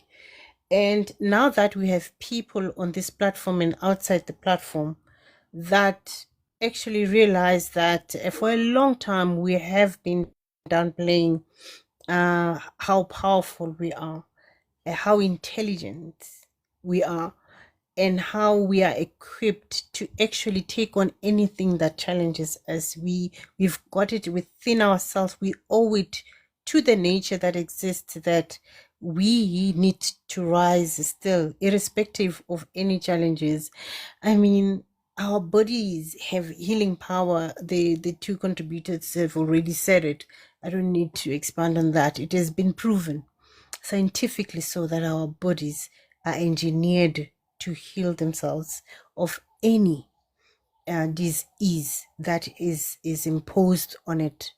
Our bodies are the highest technology I have ever experienced.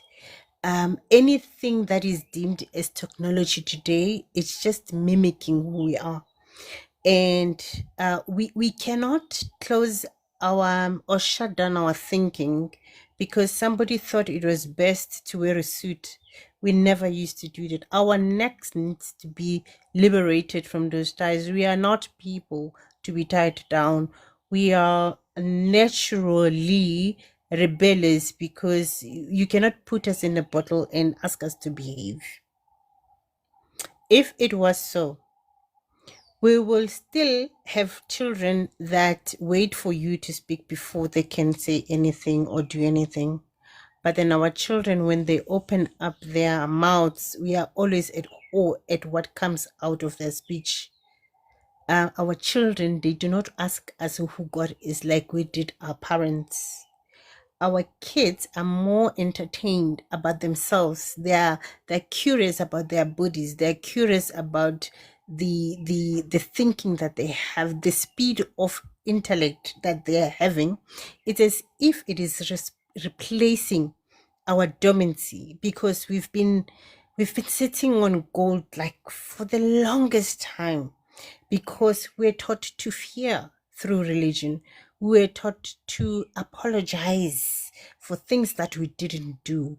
We were taught to respect nonsensical theories about ourselves and standards that were created about ourselves.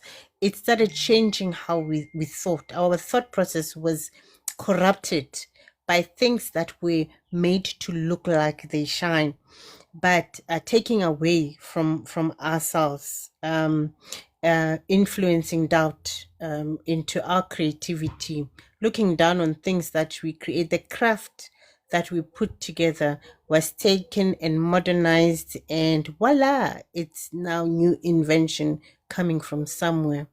We have ideas for days, if not for years, to sustain ourselves. And this has got nothing to do with a God or a religion or any of that sort.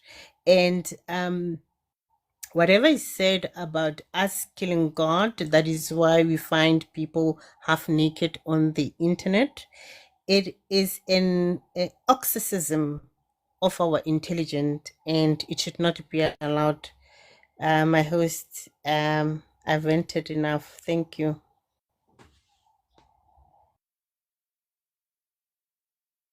I'm here, guys. I'm here. I'm here. Mommy duties. Oh my God. So there, please be done. We need you here. Oh, where's him listen now? Okay. Tell Mr. LJ, please go on. I was marking. That was beautiful. That was amazing. You addressed him in his absence, but then I felt everything down my spine. That was so beautiful. That was so beautiful. 10, Mr. It's your turn, my guy. Hey, Tada. Thanks, House Magis. Well, yeah. I really wanted to engage him while he was busy, but then I would have disrupted him. However, guys, we have to call a spade a spade. Please host. I would love to have a home like this.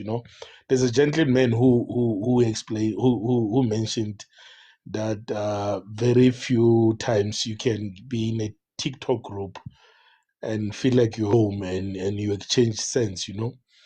And well, so I think if we can practice this thing, if somebody is given a platform and he's saying whatever he's saying, and we feel like, well, I'm a straight talker. If we feel like somebody's talking nonsense, or he's mentioning things he's not clued up on, I think we should be able to engage.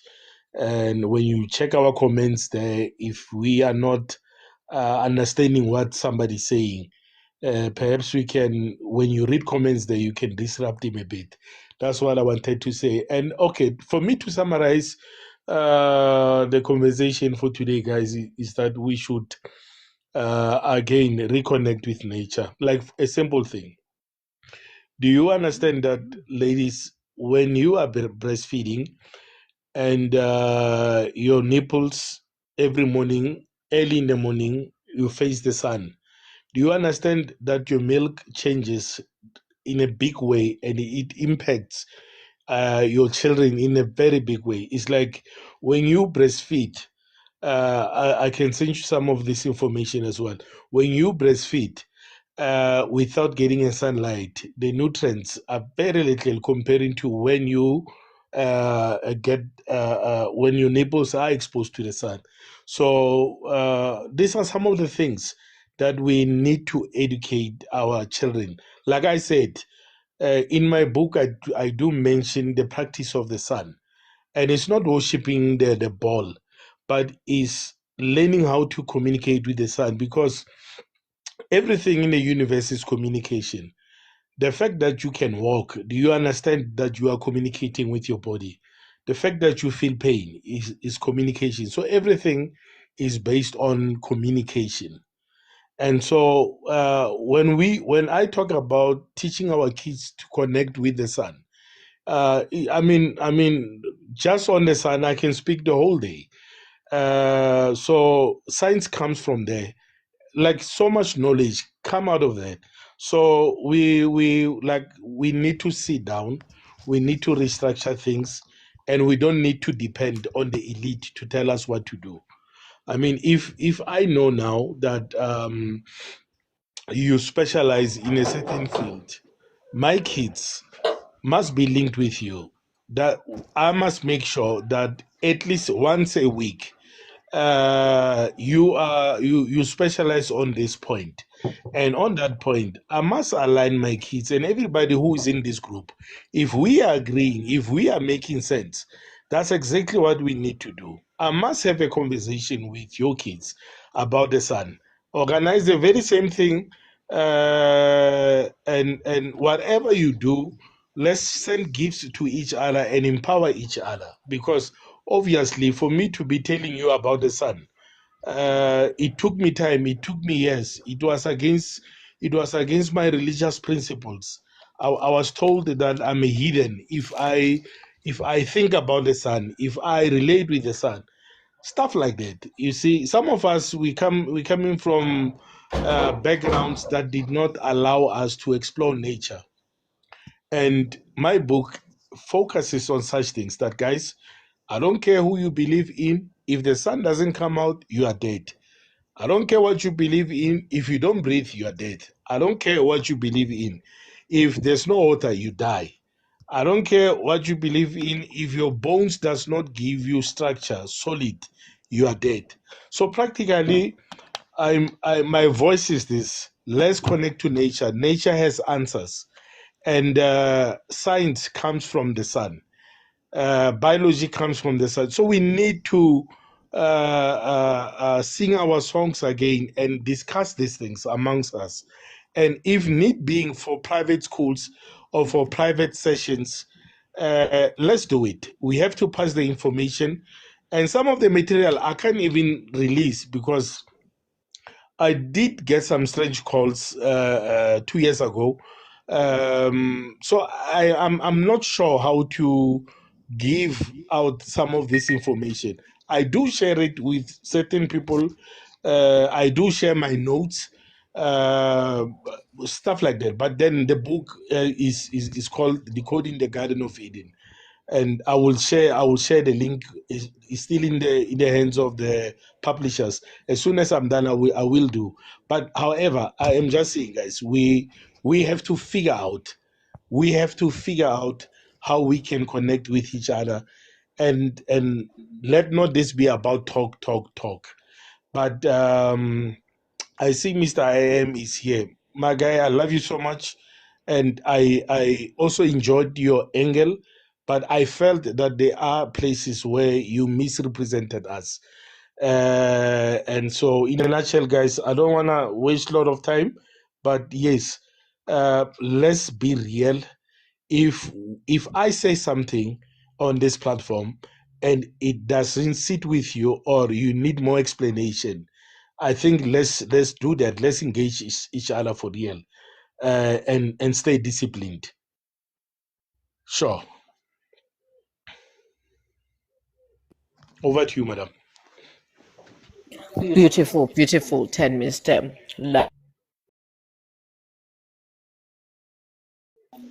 Wait a bit, Mr. I am him.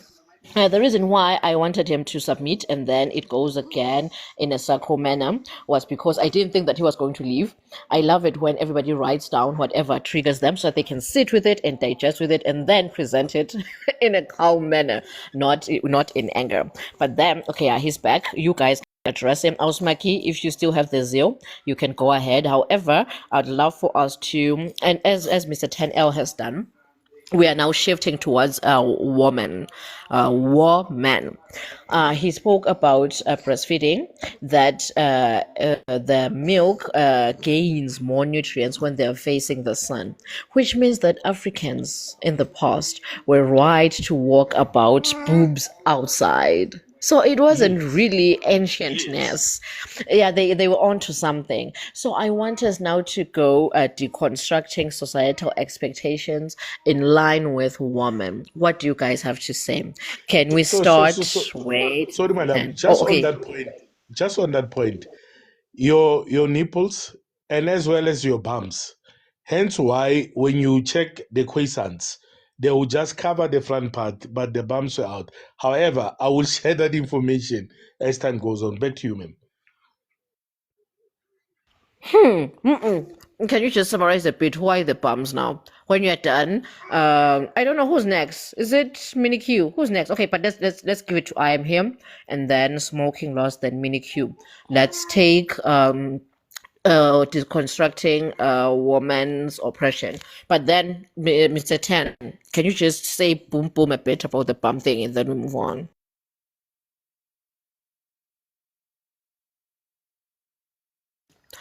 10, Mr. Are you there? Can you hear me? Now Yes, you're audible. I hear you. Now we can, yes. Now your microphone is cut back off. Hi, man. Yeah, perfect.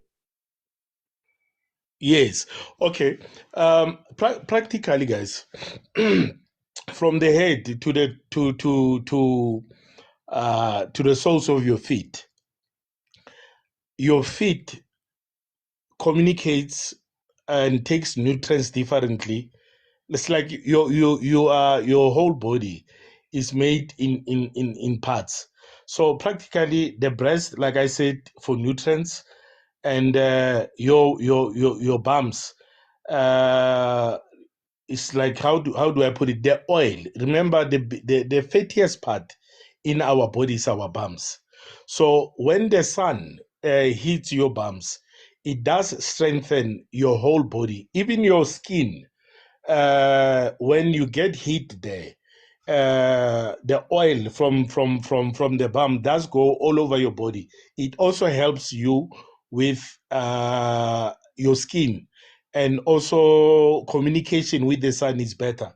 So, like for instance, if you sit in the cold, your bums get cold. more than the rest of the parts, the rest of the body parts. So it's like your what's the term? Can I use the word thermometer of some sort?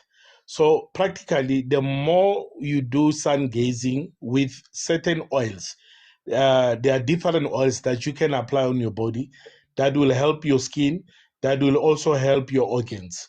So just a little bit about that. I thought it was necessary. Every woman must do that because most oil is carried in your bums if you don't know. Sure. Okay. Okay. That's deep. That's deep. I don't know how I'm going to arrange this. Should I give it to I am him or Ausmaki? You want to engage with I am him? I don't know. I don't know. Just do you guys. No, I'm cool. I'm cool. You can give it to him. Maybe he might want to take this opportunity to substantiate his points that he made earlier, so we can all understand. Amazing. Okay, I am him. Substantiate, and then when you're done, can you please tackle deconstructing woman oppression, then smoking loss, then mini Q, just like that. Yeah, thank you, thank you. I think Mr. LJ, you said that I was misrepresenting a few things. Can you tell me what I was misrepresenting? I'm sorry I missed a lot of what you guys spoke. My Wi-Fi dropped. So Oh, okay. So I think, from if I remember carefully, like I stand to be corrected. If I remember carefully, you mentioned that perhaps we are too little to take a stand against the elite. I'm trying to summarize, and like I said, I stand to be corrected. Uh, it seems like you voiced this portion that we are not sufficient to do whatever to bring changes that we desire to bring without the power of the elite. So for me, the moment you said that, I was not impressed because I do understand that when you study the loss of energy, you do understand that emptiness created form.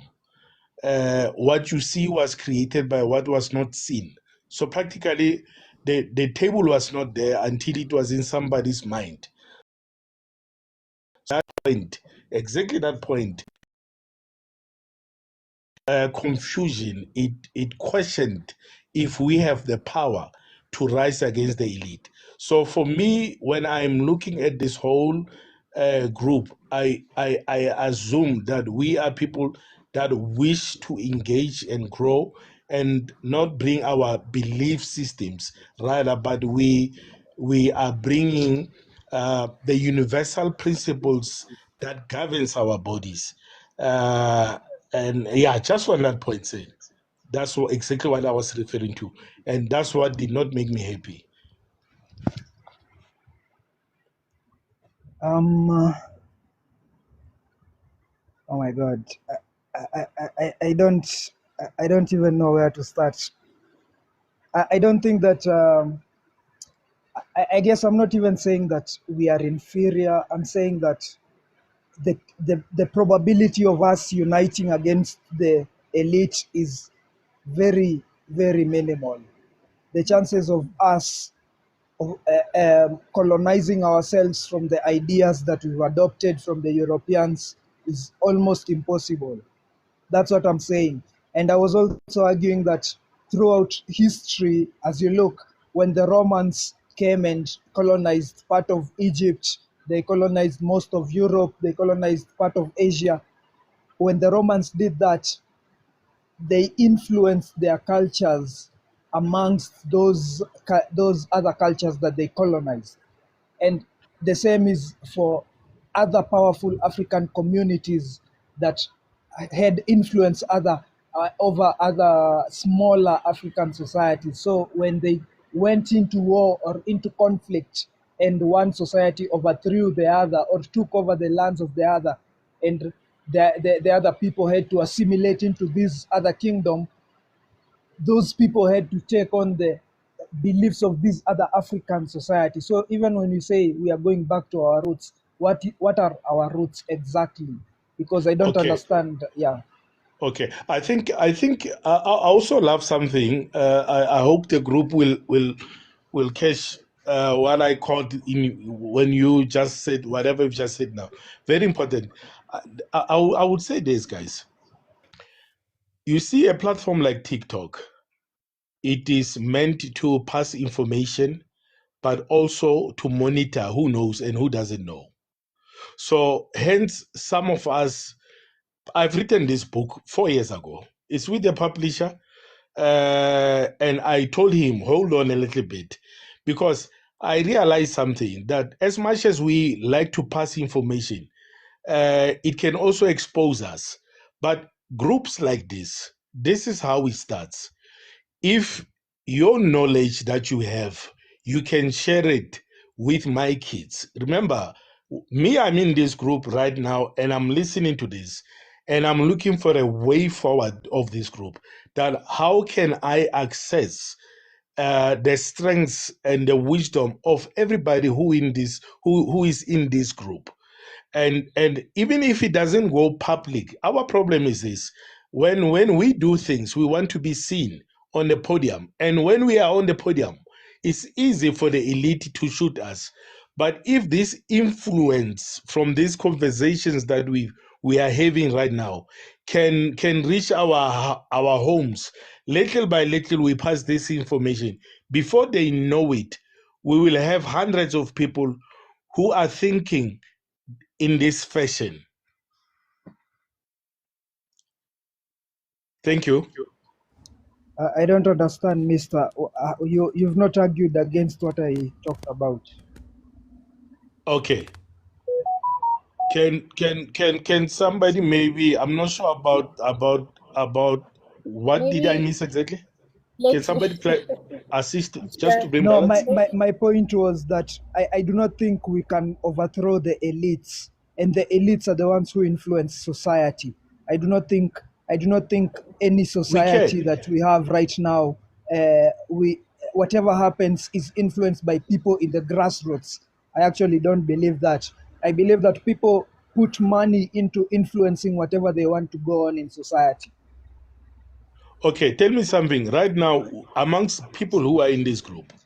If we start an organization and we request that the Department of Education, just for instance, the Department of Education must consult us, must sit down with this organization where we have representations, people who will represent us in Nigeria, wherever. If we form now a group and we get more members, if you are in South Africa, you have to pass this information to your local people, and we come together, we form an organization, we challenge the educational system structures, the government. We tell them that, hey guys, we want to see what is on the manual. We want to see if these things that you are teaching to our kids will create better leaders or not.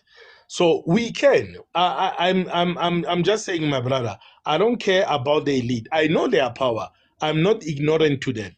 Hence why some of the things that I know, I don't want to make them public, because it's easier for them to cut us down.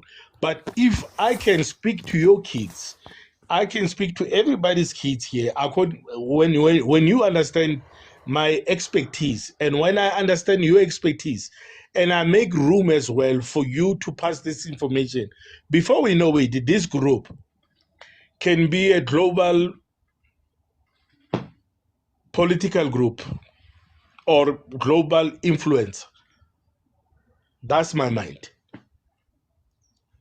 And I'm also challenging my host as well to say, guys, when we speak these things, let's implement, let's shake, let's move things. Sure. true, true. I hear Mr. 10, Mr. LJ. I hear where he's coming from. He's saying, when I am him, that let's stop.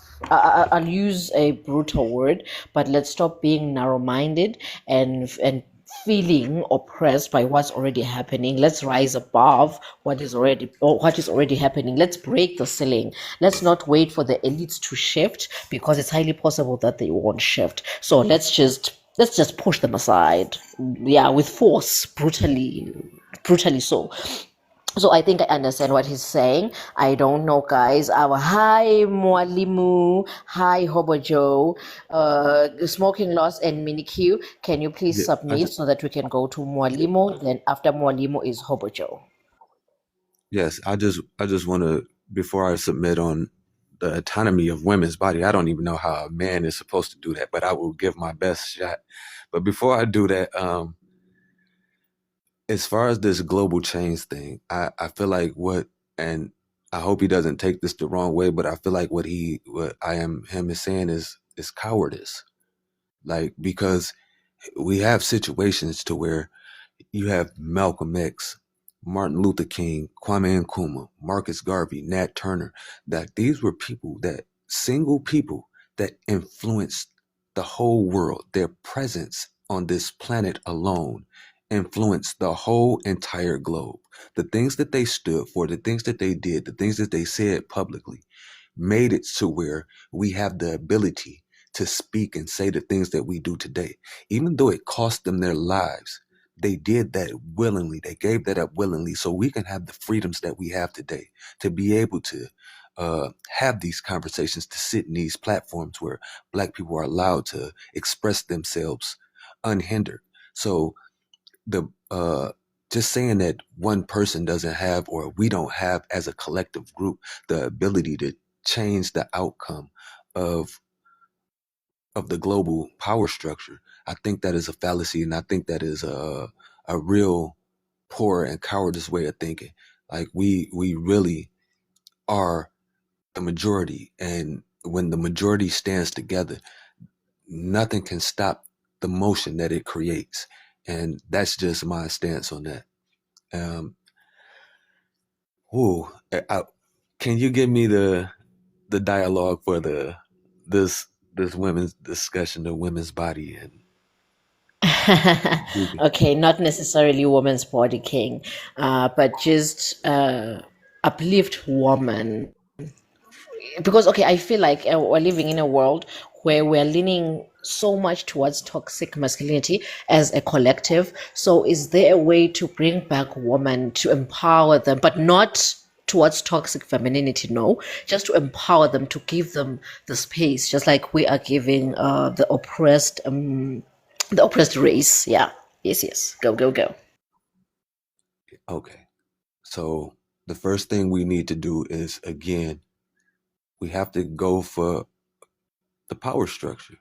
The power structure is purely misogynistic, it's purely patriarchal, and it's purely narcissistic. At the end of the day, like, the men, we have to allow women, to be comfortable and just being themselves. We have men, for some reason, have so much influence on what women should do, how women should think, how women should dress, on women's bodies. We just had a discussion about a male doctor. I don't know how the hell a male doctor becomes the father of gynecology. Like, that in and of itself is problematic, that they couldn't allow a woman to dictate what's comfortable or what's better for a woman's body. Like, we have is so much misogyny that is brought on by these different power structures and belief systems that we just need to let go of. And it's problematically and primarily the men that need to let go of it. Because as long as we see ourselves as the head of the household, as the head of government, as the head of the church, as the head of everything, then women are always going to play a subservient role. And that is never going to equal the freedom and liberation to women that they deserve. And that's it. I don't even know how to explain it any further.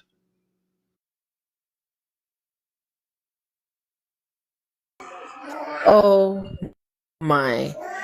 Mic drop, King. Mic drop. Loved that. Loved that. I don't even want to just ruin it by adding anything or subtracting anything. Mini Q, my queen, can you take over? Sure. Um, the one thing that I know about women is that women are buoyant. Uh, like if you take a ball and toss it in a pool, it'll float. And the only thing that makes that ball sink is pressure, oppression, outside pressure. You push it down, right? And societally, women have been pushed down and been taught that they are less than. And y'all keep saying religion. I haven't mentioned religion at all, but we do have religions out here that tell women that they come from men, that place women in subservient roles. I was raised Christian, and I can't help but look back to the Proverbs 31, the virtuous woman. That woman was enslaved. She did all of these things, and all her husband did was go in the city and they praised him, but nobody was praising her. Right? But women have always been able to rise. Hey, men don't have to do anything to lift us up, but take their hands off our backs. Um, so the oppression about what we look like, and our how we wear our hair, how we dress, or whether we speak or not.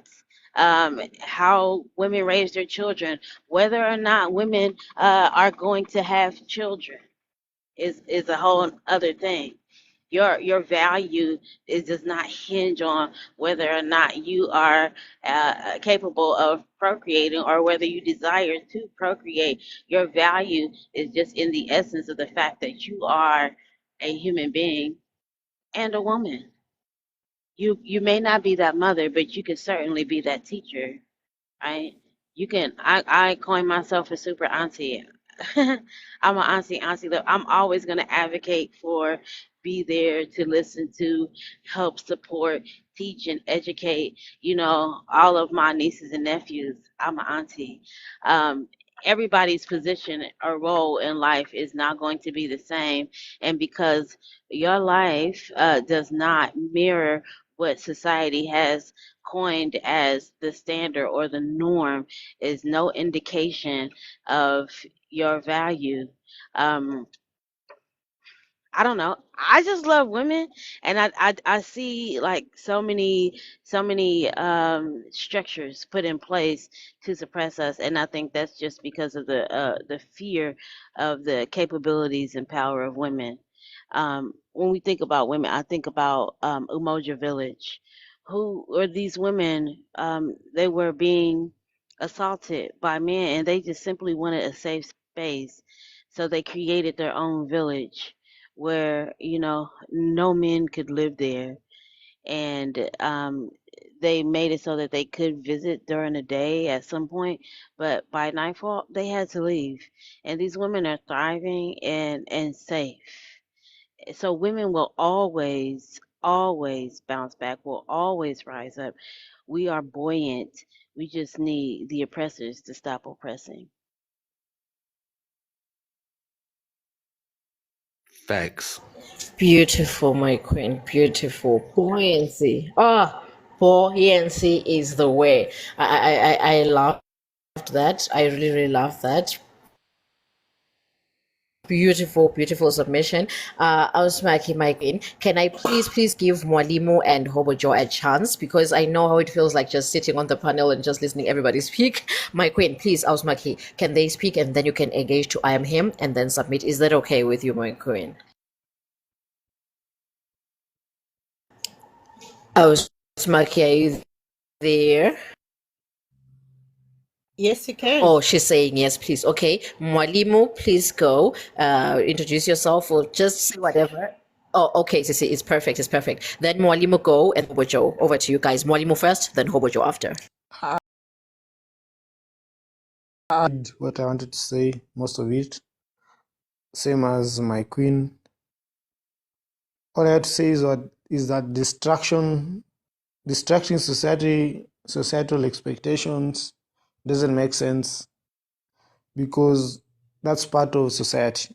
That's the only thing I had to say. I had more, but Smoking talked about it. So I actually dropped but came back just to say that. Distracting societal expectations, that's part of society. That's how society grows, by distracting it. Society today is not the same as society 1,000 years ago.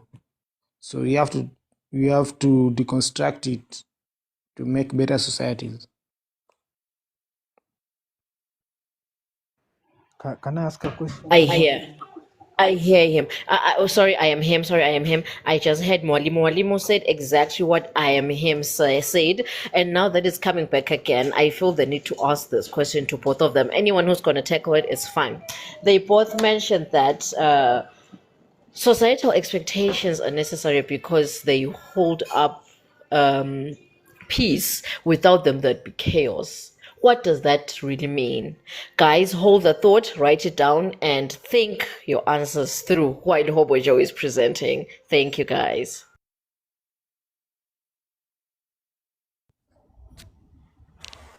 Hey, good morning.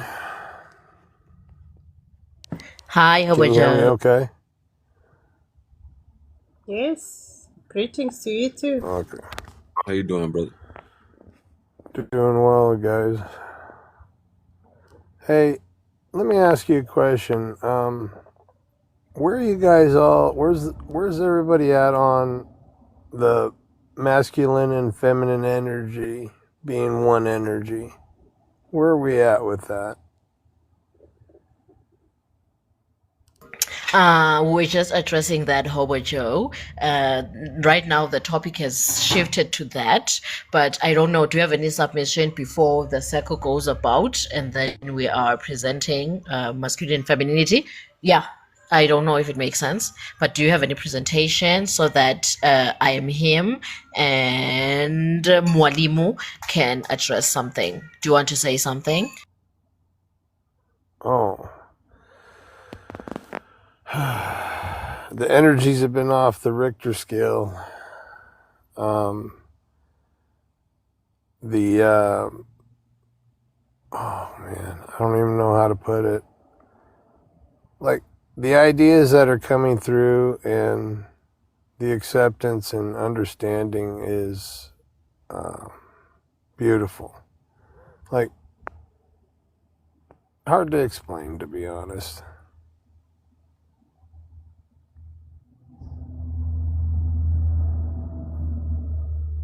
Hobo Joe, you're inaudible. Whatever. Sorry, Yeah, whatever you're saying is not. maybe I should jump out.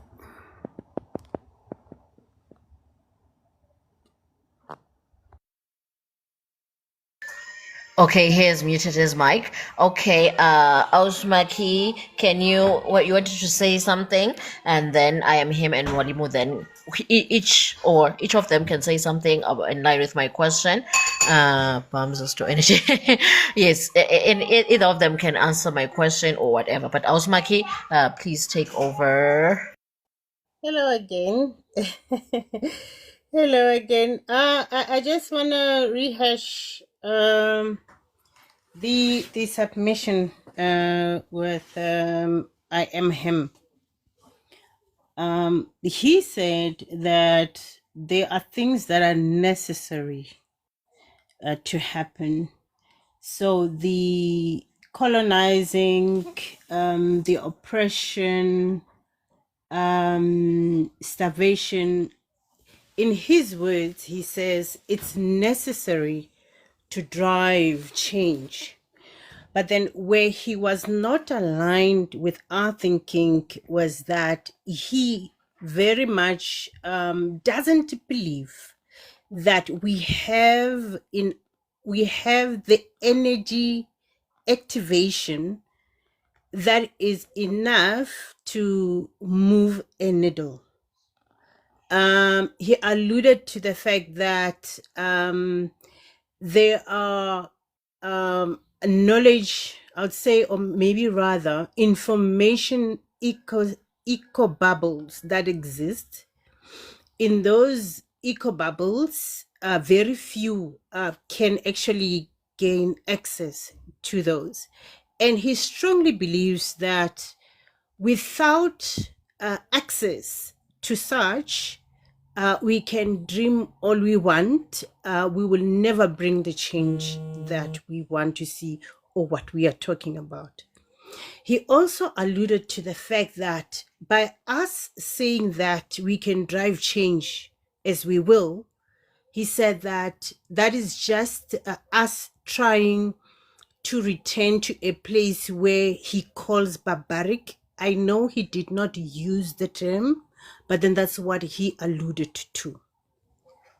So I wanted to address him that there are energy points that I strongly sense that Hobo is coming with, and I would love for him to articulate that because I'm already sensing what he is saying. He, I am him, believes that the elite will rule up until we are all not here. Nothing will change. I beg to differ. And these are my points. For any system to exist, it requires energy to be sustained. And we are that energy. Without our energy, all systems will collapse. And point number 2, we can decide at any given time from now on to collapse, say, for instance, one system. I'll make an example with, I'll say, hair products.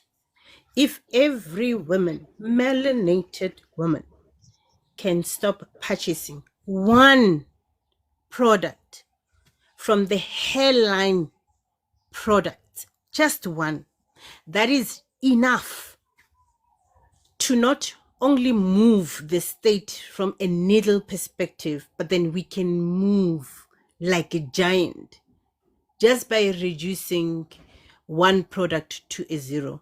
We can do that. It is possible. I am him. It is also possible that we can disrupt the education system, as it were, right? If it's an access for the elite, cool. I'm happy for them. But we are still in the majority. And the elite requires our energy, our productivity to keep their storehouses full. We can start small. This movement does not even require a pen and paper. I know our beautiful Mr. LJ has already said that. He actually read the environment, not the room. He foresaw that pre-launching or premature compensation will be to shoot himself down because the soil wasn't ready. But then now what we are hearing from the source itself, from energy, from us, from awakening, from oneness, is that the tides are changing. We are no longer from or being born from defeat, like some of people here stands to believe that we are born from defeat. Therefore, we cannot stand by ourselves, and we cannot be even a force to fight at the systems that we do not believe or we do not want to be part of anymore. Okay. My third and last point. We need to rise. We need to raise our vibration. And now it's actually happening without us doing anything. Nature has seen our shortcomings, and nature is actually now playing an important role of forcing the frequency to go higher up. It does that naturally, so it doesn't need us to agree with it. It does it without our permission. Whether I am him agrees or not, the sun will forever provide you with knowledge. It will forever provide you with the speed in which you need to think. It will forever grant you an opportunity to ensure that the organs in your body works as it should, with or without medication, because the world itself has turned a blind eye to organic and replaced with artificial. I'm here to tell you, I am him, that we are capable of producing our own food, one without what do you call these things, those things that make food last longer, the GMOs, toxin. Yes, the GMOs. poison. Yeah, we are capable, and for that we just need water and sun in hands. We do not need permission from the elite. Okay, so I don't want to make this. May, Yeah, may I ask you something, if please? you have, yeah, you have actually, not if you have a right of respond. No, okay. I'm Assuming let's play a game. Assuming you are part of the elite, okay, and a bunch of people in your state wanted to overthrow you and your family and your friends and all that. How will you do to what will you do to survive? Because you know you have to think the way the elite will think before you think about overthrowing them. Because what I see in society is every time when the elites are threatened, they infiltrate the movement that is trying to overthrow them. Then they go and sponsor the leaders of those movements. Then those leaders become compromised. After they become compromised, eventually, even if the movement succeeds and you guys who are here down might assume, oh, we won, we liberated our people from this patriarchal society or whatever, the people who had the money in the patriarchal society are the ones who will sponsor the government. The economy will not run without those people, unless you want them to go away with all the resources. Or if they won't go away with all the resources, the way after we chased the whites from Africa, that's what they did. They went away with all of our resources and left us stranded. But they still left puppet leaders who still control us today. France has been ruling Africa even after independence. England has been ruling Africa even after independence. So the assumption that we just because you gather together and you think you've overthrown them, my argument is these people, they infiltrate every community. And I think it's Mr. LJ was trying to insinuate or trying to suggest that I was insinuating that Africans are not powerful enough or do not have the energy to fight, or are losers, or are oppressed or have this oppressive mentality. No, that was never my argument. My argument was basically that this happens in every society. It happens in the Chinese society, the Asian societies. It happens with the whites. The whites are still ruled by the kings who ruled during the Roman times. Those people are still ruling right now. To assume that the Roman Empire disappeared is to be ignorant, because almost all the wealth that is in the world is being controlled by the Vatican. The Vatican was still part of the Roman. They still rule up to now. So to be naive and say that you won, there have been so many revolutions throughout history. But when you look at those movements, the people who ended up leading those movements, they were still compromised by the people who what they were trying to overthrow, because those guys had the resources to compromise them. Okay, if you go and look at the story of World War II, how it started, we had two brothers sponsoring the same war. We had one bank in Germany was sponsoring the Nazis, and we had another bank in the US sponsoring the I think how are they called? I forget the names, but the Allies, sponsoring the Allies, the British and the Japanese and all those guys. Not the Japanese, but the British. All those guys were the Allies, sponsoring them against the Japanese and all these other guys. But it was the same family sponsoring these guys against each other, and 40 million people lost their lives over a revolution, a German revolution. A nation, this is a new idea that they introduced, nationalism. Once you drop one, this was also my other argument. Once you drop one form of belief, you adopt another. Okay, Africa right now is adopting the liberal mindset. That's why you hear a lot of people here who are claiming to be Africanists in nature, or Pan-Africanists, but they have a lot of liberal ideas. Liberal ideas are not African ideas. If I may say something about the woman issue, women throughout history have never been oppressed. They have always been the women and children have always been the privileged, or the how will I call it, the like an egg. They have always been treated like an egg throughout history.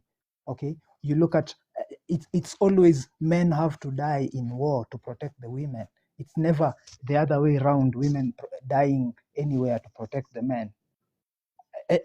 In every society, even the society we live in right now, there is no woman who would want to live their life right now as a man. I refuse to believe that. There is no woman who will say, oh, my life as a woman is so bad, I would prefer to be a man and live as a man, and go through all the most suicidal people, the people who commit the most self-deletion are men. The people who are the poorest are men. The people who are the most homeless in the world are men. The people who die in war are men. The assumption that women are oppressed is just obnoxious to me. And the last Okay, point. hold up. I'm sorry, I have to interject. Okay. And I'll first would like to ask, not by means of disrespect, may I ask how old are you? I'm 29. You have a right not to respond, by the way. Just for interest sake. I'm 29. You're 29 years of age. Yes. And you're based in Africa? Yes, the Kenya. Okay. Have you heard something, poverty is a woman? Do you relate to that?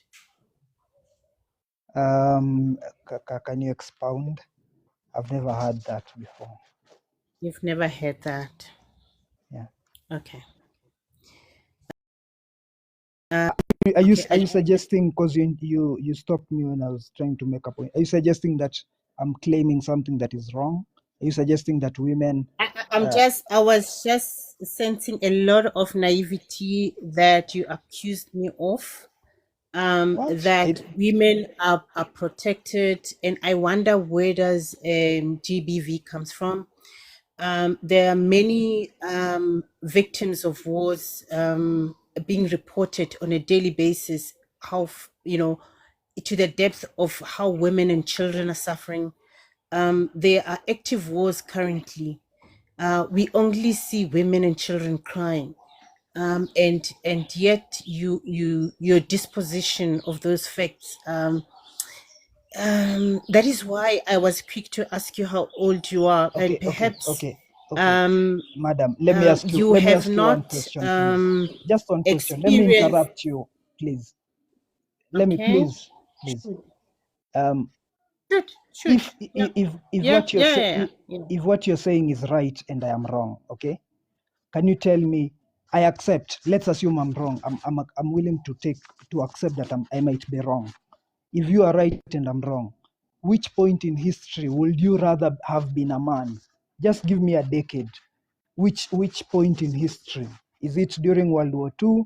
Is it during the Spanish Inquisition? The when Muslims were taking over? Which point in history would you rather have been a man? Is it right now where men can't Can I find jobs answer? and Can I women have answer you? affirmative actions everywhere in the world? Yeah, Can I answer you? Please answer me, Can I answer you? please. I am a full-blown woman, one that is proud of existing now and forever. I don't have a displeasure in being a woman. I will not trade my position as a woman, irrespective of what circumstances. I do not take reference to incorrect templates like your references of what is happening in the world in World War II, in World War now. And you know what? I am alive now, and my strength comes from that. Now, what can I do now? I'm not a child of failure. I was not born from defeat. I am still a full on energy that never dies, irrespective of timeline. Where is he? I'm so sorry, Queen. I'll stop. let me There was just no leave it need. there. There was no need for you to stop. Everything you were saying was completely correct. I- It was true. this True. is It was. It was. this is the Um, I don't know. Sorry, King. Can I just address this? I think he'll be back. Maybe it's his Wi-Fi. I think he'll be back. But Mwalimu was okay. Yes, I noted. Miniki, noted. I'll come back to you right now. I want Mwalimu. Mwalimu understood him better. They were on the same page, and he went on to say that we need logic, which I agree. I agree with. I always love to play the devil's advocate. I love to hear the other person's point of view so that I can put my standings better. So, Molimo, could you please explain that? Okay, since we are not being logical with this thing, what's your stance then? Should we just surrender and just accept defeat? What do we do right now, according to you? You don't fight. Don't surrender. Actually, I don't have much. Molimo, are you there?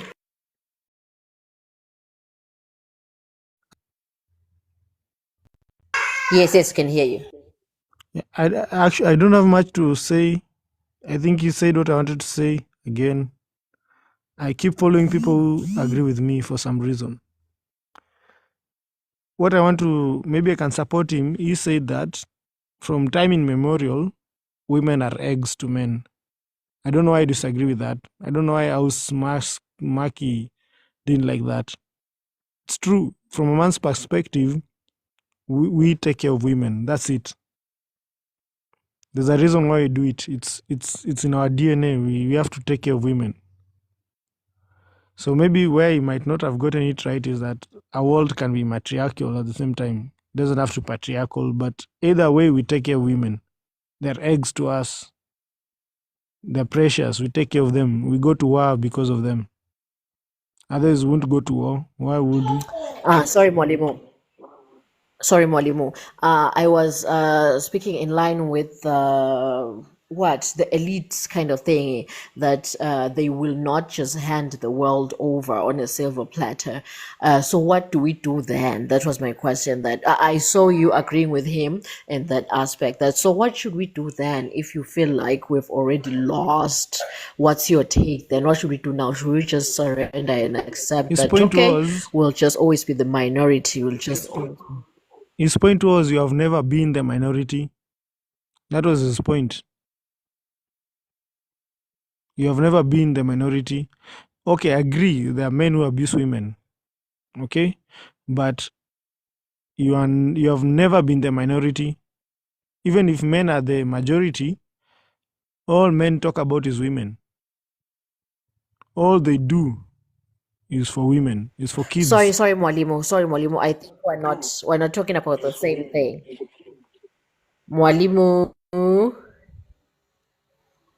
Hello, hello, can you hear me? I wasn't to speak. I wasn't to speak. I'm just up here. I wasn't to Mwalimu, speak. can you hear me? I can hear you. Sorry? Or you can hear me. No. We're talking about what racial and economical oppression.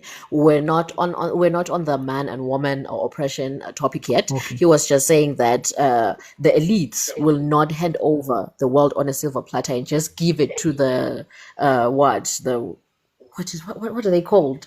Above average economic people. Yes, the working class people on a silver platter. And then you said, oh, yes, that is true. I agree with him. I wanted to ask that. So, if that's the case, should we just surrender? Should we just give up? Should we just stop even trying? Should we just even try? Like, that's my question. What should happen? I think whether you try or not, it's a natural cycle. For now, there's nothing you can do. But naturally, people will try. They won't stop. So we're not going to stop. We're going to try harder. It's going to be a cycle again. This is not the first time this is happening. So at the end of the day, we above longer than your lifetime. I think he mentioned lifetime. He said not in our time. I think he said something like that. So eventually, this thing will circle back again. So capitalism is dying. That's what I think. It is dying.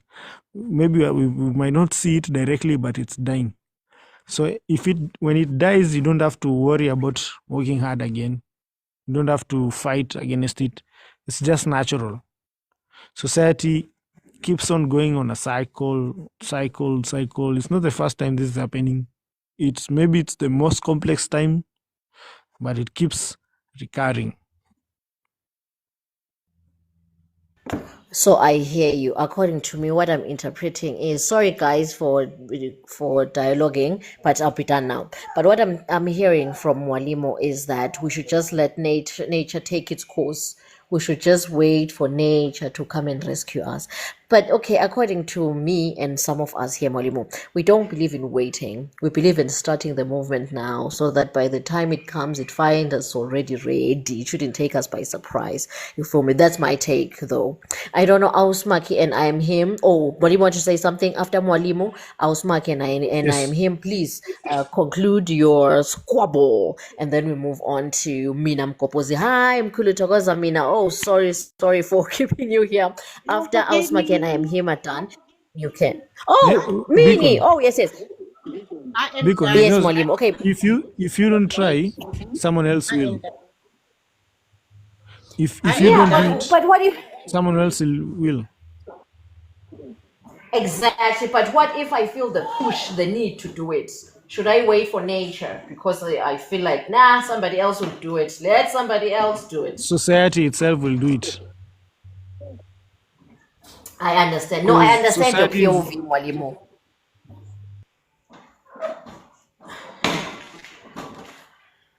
I understand your POV, Mwalimu. Okay, Ausmaki, I am him. You're saying you're done. Are you done? Are you guys done? Hello, am I audible? Beacon, Yeah, can I was going to say something, but it's Mini Quine's turn to speak, so I'm gonna leave that conversation alone. Oh, okay, let me say perfect. one thing before you move it along. Okay, I am him. Okay, can it go like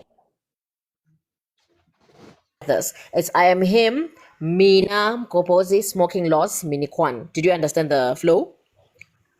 After I am him, it's Mina. After Mina, it's smoking loss. After smoking loss, it's Mini Q. Good. Mini Quan could go before me, definitely, because she's been waiting to Oh, speak. okay. She's So been I am waiting to him, speak. Mina. Perfect. I am him. Please summarize everything. Then Mina, then Mini Q, then smoking loss. Yeah. I'll be very brief, probably two sentences. Um, I agree with Beacon that we should not just sit down and wait for uh, wait for the elites to just give up. Okay, we should go out there, protest every day, fight for our rights, claim what claim justice, because without justice they can never be peace. However, you should realize that whatever you are fighting for, the new thing that you want to be implemented, okay, whoever will be the leaders or the driving force behind that movement will become the new elites in the new system that you're fighting for. Okay, so even if you'll be fighting for traditionalism, those guys will be the people who are fighting, spearheading that movement, that fight. They'll become the new elites, and they will be corrupted by the old elites. Okay, they will all be in cahoots. That's what has happened throughout history, throughout the colonial, after pre-colonial, post-colonial. That's just that's the narrative. That's what has been happening throughout. Okay, so I think if we have that in mind, we can think then better about what ideologies we push for, because it's not just about dismantling this ideology. It's about realizing that even in the next ideology you might still be a peasant. Okay, you might still be a peasant, because the wealth always goes to the 1%. That happens throughout history. Even in communist societies still happens the same. The wealth still goes to the 1%, and the rest of you will always be subjugated by the elite. So the new ideology that you're fighting for, you should be so sure, so you should have investigated it, massaged it, stress tested it enough times to be sure that this new thing we are not going to fight again, because the fight for the struggle for what to be free from whatever systems are here right now, the struggle is always painful. So you do not want to go through several struggles every other 10 years, 20 years, just to No, I feel you. I am him. I truly understand you. However, here we are speaking conscious revolution. We are where there won't be any leaders, no elites, no nothing. We are talking equality. But then sometimes to some people that concept is not really clear, because they've been so indoctrinated with this leadership, this power, hungry kind of thing. So I feel like, yeah, if you want to understand it, you will. And if you don't want to understand it, you won't. And it's okay. It's fine. Nobody's right. Nobody's wrong. So yeah, I feel you. I feel you. Mina, go ahead. Go ahead. Go, my guy. After Mina, it's Mini Q. Very warm greetings to you all, beautiful souls. Oh man, these souls are so beautiful. I feel the beauty in my heart. I feel the beauty in my brains. I feel the beauty in my veins, in my blood, in the atmosphere. I feel you guys. I hope everyone is alright. Guys, I'm so much happy to hear you talking about this type of a problem that we are having in this world. And you know what? I've got a technical solution for this. Because our aim is to unify the souls, to unify the minds and the hearts, for us to get the proper balance of this earth.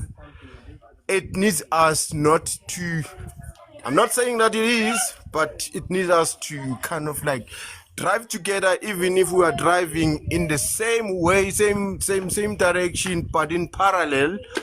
It needs us to keep looking aside for who we're driving along with, so that we, keep track of the distance and make sure that no one is left behind. I'm saying this because we don't have to argue about nature. We don't have to debate to win the debate, So nature is itself, and everything is nature. Everything is in nature. Everything is for nature. So we are nature ourselves. We are part of nature. And yeah. So I'm seeing here that regardless of everything that is out there that is happening as part of the systems that are meant to rule, control, and divide us, the only main thing that we need to keep up with ourselves is the hard skin. A hard skin will protect you from fears, from doubt. It will protect you from infiltrations. It will protect you from anything that is discouraging you from being yourself. That is where everything begins. It begins with you. It's a long road to travel to get to understanding or overstanding. That's the word I like to use. To overstand and understand yourself. I dislike using the word understand, because I have understood for quite a long time until I have realized that understanding is being trapped under my own mind, because there are people who overstand me.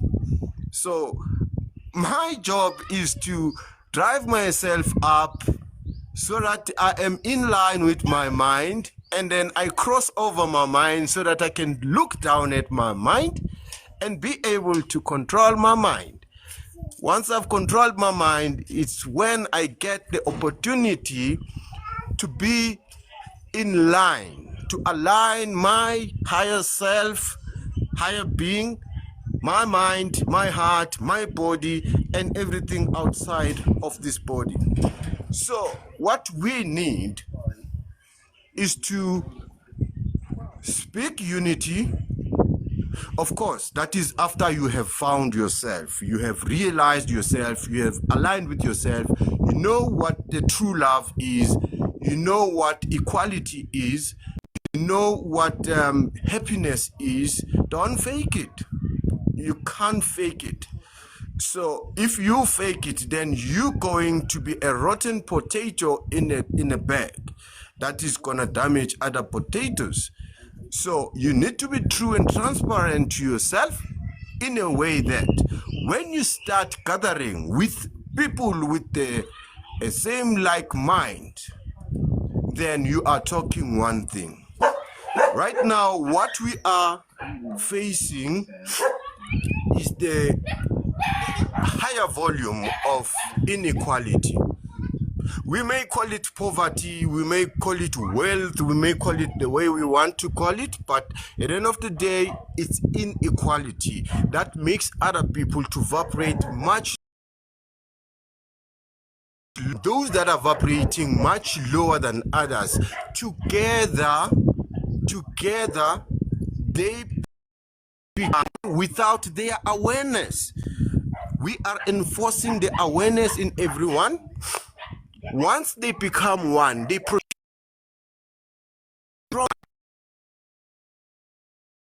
able to come and draw that energy. That is what is happening in this earth.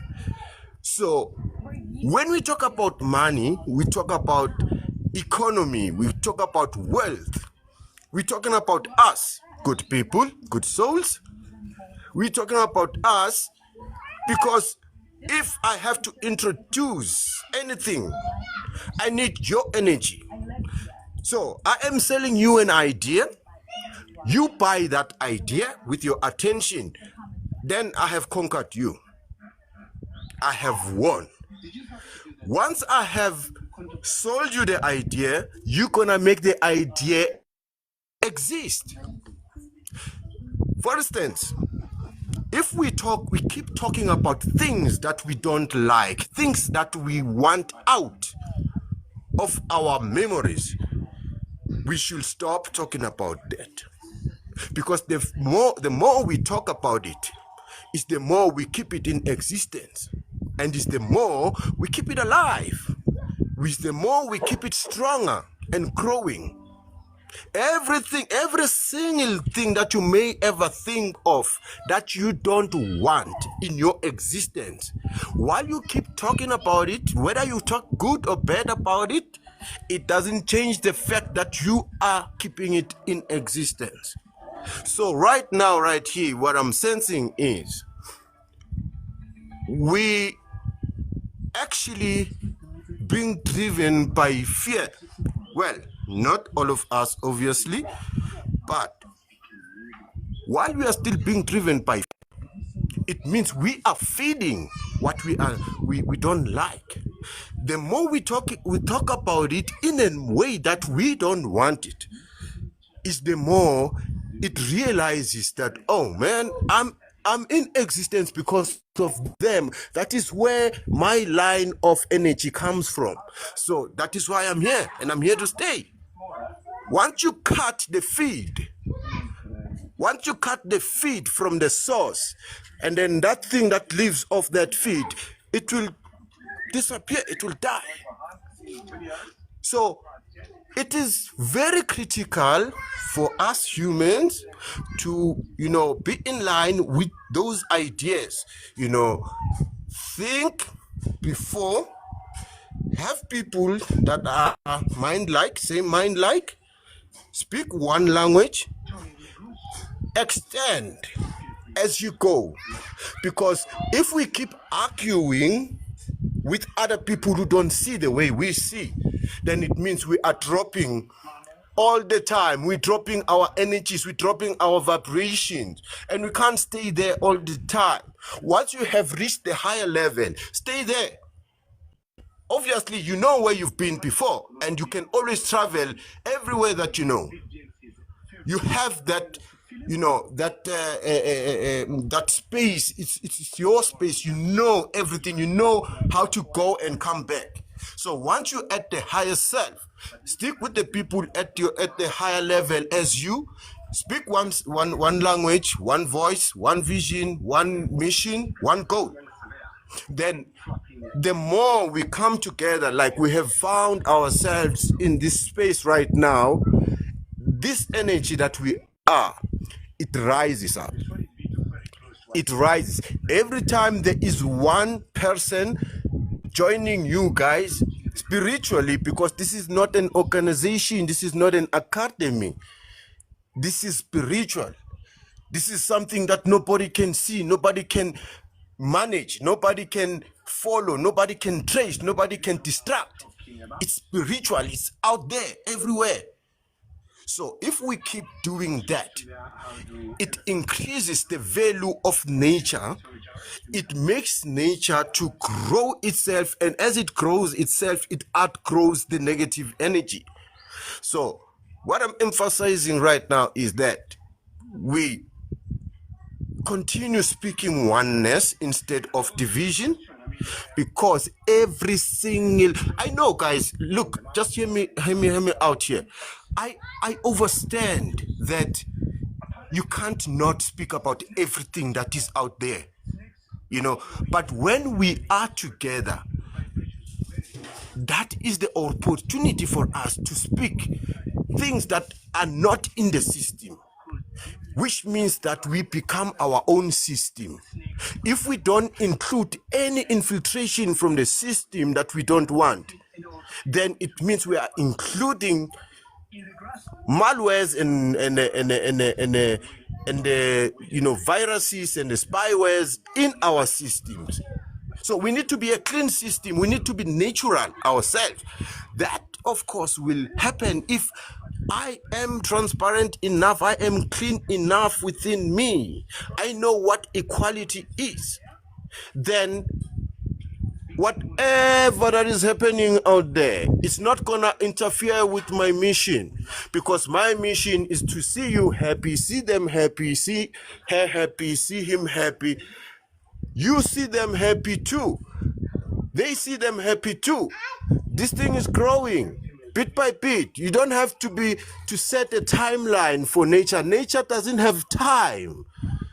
What happens in nature, it happens as it happens, not when. We have no yesterday in nature, we have no tomorrow. It's always today. Even if you sleep tonight, you wake up in the morning, you wake up saying or realizing, oh, I woke up today. It's what you have, was what has happened yesterday. You said, I woke up today.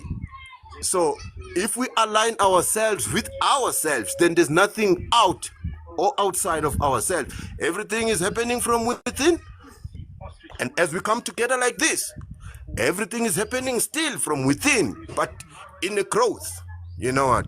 So I'm very much happy with you guys. The way you speculating, the way you addressing, and the way you are lining up this oneness. So as we go, you will find that there are new people in your circle. And those people, make sure that they align with you as well in oneness. Oneness is the key. Just to remember and to remind people that oneness is the key. And to get to the oneness, you have to go through yourself from where you are to where you should be. Where you should be is where you realize, oh man, I've been looking for me all this time. I've been looking for God, I've been looking for ancestors, but wherever I've been, I only found me. So I am the only one. Then you start going back now to the earth and start fixing the world like we do now. I thank you all for the opportunity. Thank you very much. Woo! Lily, our very own Morgan Freeman. Always on point. Always on point. These are the people I vibrate in line with. Okay, I'm him is saying it's impossible to achieve oneness in thought or spirit. That's according to you, fam, and I 100% respect that. It's your own point of view. Somebody may enjoy vanilla chocolate and another person may enjoy vanilla cake, and another person may enjoy chocolate cake. It doesn't mean anyone is right or anyone is wrong. It just means that these things tickle their emotions differently. This one is enjoying this and this one is enjoying that, and it's fine. Let's sit with our truths in our respective corners. Okay guys, can we summarize the whole thing? I hand it over to Minikyu so that she can say whatever she wants to say, and then she summarizes, because we are ending the live at 5. So Miniki, over to you. Just say whatever you wanted to say and then summarize, and then we hand it over to Ausmaki, and then I am him, and then 10 Mr. LJ, then Smoking Lost, then Mr. Mkopozi. Yeah, I think you understand it will go in a zigzag motion. So it's going to be Miniki, Ausmaki, I am him, 10 Mr. Smoking Loss, Minam Kopozi. Yes, let's go. Go, Miniki, over to you, Queen. Hello, and thank you once again. So I want to touch back a little bit, and bring it up together. So we talked about deconstructing societal norms, and there was a statement about how that wasn't really a good thing because this is societal norms are how societies are created. This is true, right? But we have to look at who created said society and who established those norms. If the individuals who establish those norms intend no good for the people within the society, then those norms need to be deconstructed. Now, um, in regards to the situation involving women and women not being oppressed, I would say whenever you want to determine whether or not a person or a group of people is experiencing oppression, you should talk to them, right? The people who are enacting said oppression will never say, their hands up and say, my hands are clean, while the people are starving. Like this is happening right now. There's a group of people, there's many groups of people. And then the people who are actually enacting the oppression on the people are going, hey, we're doing the right thing. There's nothing wrong with what we're doing. Meanwhile, we're getting imagery of emaciated bodies, right? So oppressors never admit to their guilt. And with this situation with women, I want to say that when you uh, look at cases like the beautiful Adriana Smith, who did not receive proper health care in the hospital and then ended up having a brain bleed and on life support, um, and she was only just a few weeks pregnant, they basically incubated her body. She had no brain activity, and they continued to uh, keep her body alive just to allow time for this baby to be born. So months upon months in order to mature this fetus that had no viability outside of her womb. That's oppression. Um, we got to be careful with the content that we take in that tells us different things about different groups of people, because a lot of that content is laced with ideologies. And one ideology that I did here is a red pill ideology, and that is very, very dangerous for society. It also helps to bolster the preferred demographic. Yeah. um, into success and control and power. Uh, I would love to say this one thing. You're right in that they're never going to hand over the power. It has to be acquired. And so, if you think that by aligning with the ideologies of those who seek to harm our people, you're going to achieve power or success, you only put yourself in proximity to harm, because people harm those who are in proximity to themselves, and you'll never get the power that you seek to achieve. The best thing you can do is align with your own people, and especially the oppressed of your own people, and formulate ideologies to push back, and then you fight until you die, and you teach your children to do the same. I need you to fill this out for me. A 5-digit number. Gonna start either a 9, a 0, or 1. Put that 5-digit number right here. Fill it down in truck and trailer information. Sorry about that. You teach your children to fight. I think that you go, oh, we can't fight forever. We can't fight forever. And yes, people do age out of, you kind of age out of fighting, right? You get too old and you can't fight.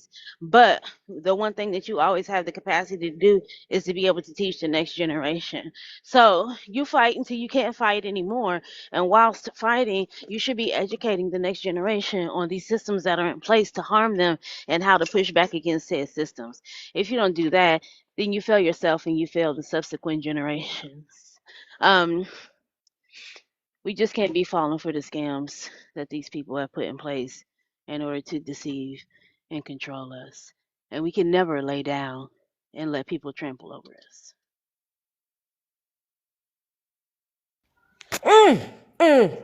Spoken like a queen, baby, and landed like the majesty you are. Loved it. Loved it. That was amazing. That was amazing. Okay, I am him. I see your comment. I think today let's pause a bit, talking about woman oppression. I don't think the topic is in line with that. It's just refusing to go that route. But then let me just summarize it a bit. In as much as you feel like men were in war and they're now forced to go find jobs and provide, the oppression has migrated from being your oppression, your physical oppression, into an emotional and mental oppression. But then I think let's talk about that next week. But all I can say is that there's this story which goes, there were two people, one in a wheelchair, disabled, and another one was just physically able. So they went to this place, to this bank, to make a loan. And this bank had no. Sorry, guys, I have a naughty baby here. So this bank had no lifts, no escalators, just stairs. No what you call ramps. Yes, no ramps, nothing, just stairs, staircases. And then they stood there, and the abled person was like, okay, you stand here. I'll go in real quick and come back in a bit. So this abled person went in, came back 2 hours later and found this guy tired, exhausted, dehydrated, and all. And then this able person was like, oh my, everything looks normal until you are not able to.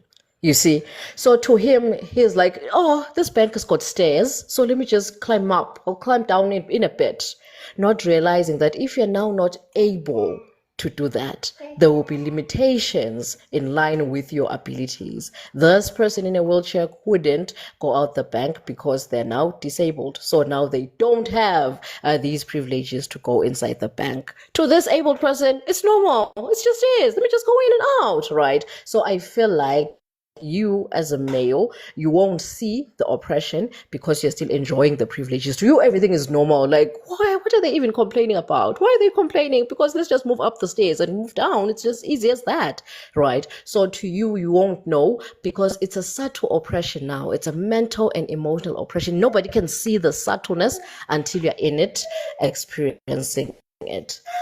So, yeah, I think that's just what I wanted to say.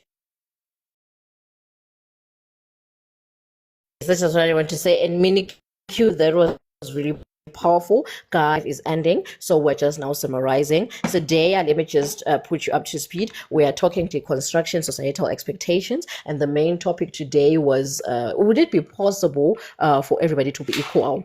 Right? Maybe eliminate this hierarchy living. Aids, no peasants, no this and that. Would it be possible? And if yes, how? But now we're just summarizing everything. I'll smack it over to you. Then I am him. Thank you very much, Beacon of Light. In closing, I'd just like to say, in this world, in this realm, there are three beings or types of beings. At the oneness, these are people who have the energy spark, people who understand spiritual laws, and their main objective to be here is to help us remember who we are and attain that power back. Second type of a being are hybrids. These are people that were created sort of in a genetically manipulation through certain DNAs that were put together just to create things that are different to the top being. And we know this by the knowledge of Pleiadians. We know that their objective is to cause chaos, wars. They are here to steal and to kill people spiritually. And the third level of beings that you are experiencing are the non-player character, which I refer to as NPCs. These are solely made of flesh and bone. Their souls are not yet developed. Thus they follow as sheep. They do not follow the natural laws, but then they follow the matrix law. I thank you, my queen. Ah, wow. Spot on there with the NPCs. You and I have a lot to talk about. I need you to tell me about something, but then we'll talk. We'll talk. I am him. Go, go, go. Yeah. So um, I won't even add anything on the topic. I just wanna say um, this conversation has been amazing. I hope I wish you are recording this and maybe you post it somewhere else to reach out to more people. But I think this has been the best panel I've ever been on. Yeah, that's all. Thank you for having me.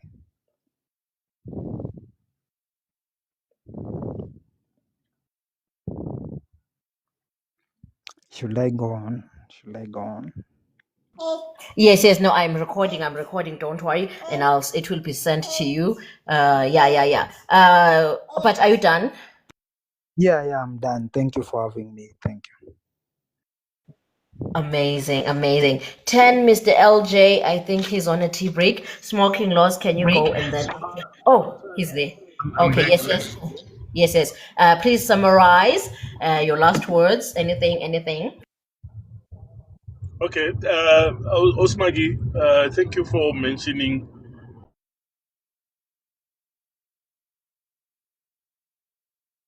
levels of communication can never be the same based on that fact. Thank you so much for raising it. They say the first thing that a blind man throws away when his eyes are open is his stick. So I'm saying, guys, since while our eyes are being opened, let's throw away all systems that we trusted and built our lives upon.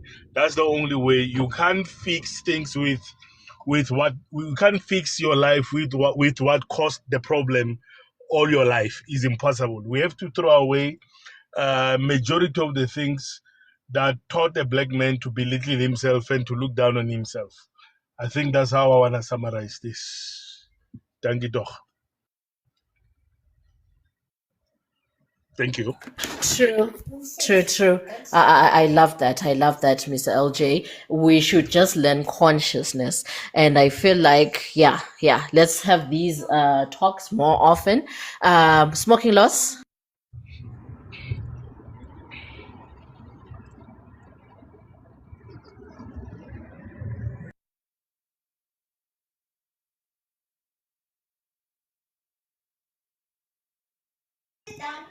Smoking laws, are you there? Okay, for now, let's go to Mina. Can you summarize our very own Morgan Freeman? When Smoking Laws comes back, we'll give him the podium. But for now, Mina, yes, go, my king. Oh man. Hey, I am him. I'm not sure if he's aware that I am him and he is me. He is you. Right. My dear soul, soulful soul. Yes, dear brother. Yeah, we are one thing. I like the fact, actually, I like the way that Ausmaki has put it up that these dimensions, they may not be seen as as visible as we see them, but yes, they are there. And there's higher you, which is the oneness, and it is there. It does exist. We live oneness. The only way for us to find out is to be aware, and which is our mission, and it has always been our mission. And right now, I need to bring this into the awareness of everybody that all these ranks that Ausmaki has mentioned, they are always there, but they are not there without the awareness. So every step of the way goes with the awareness. So, sorry, guys, sorry.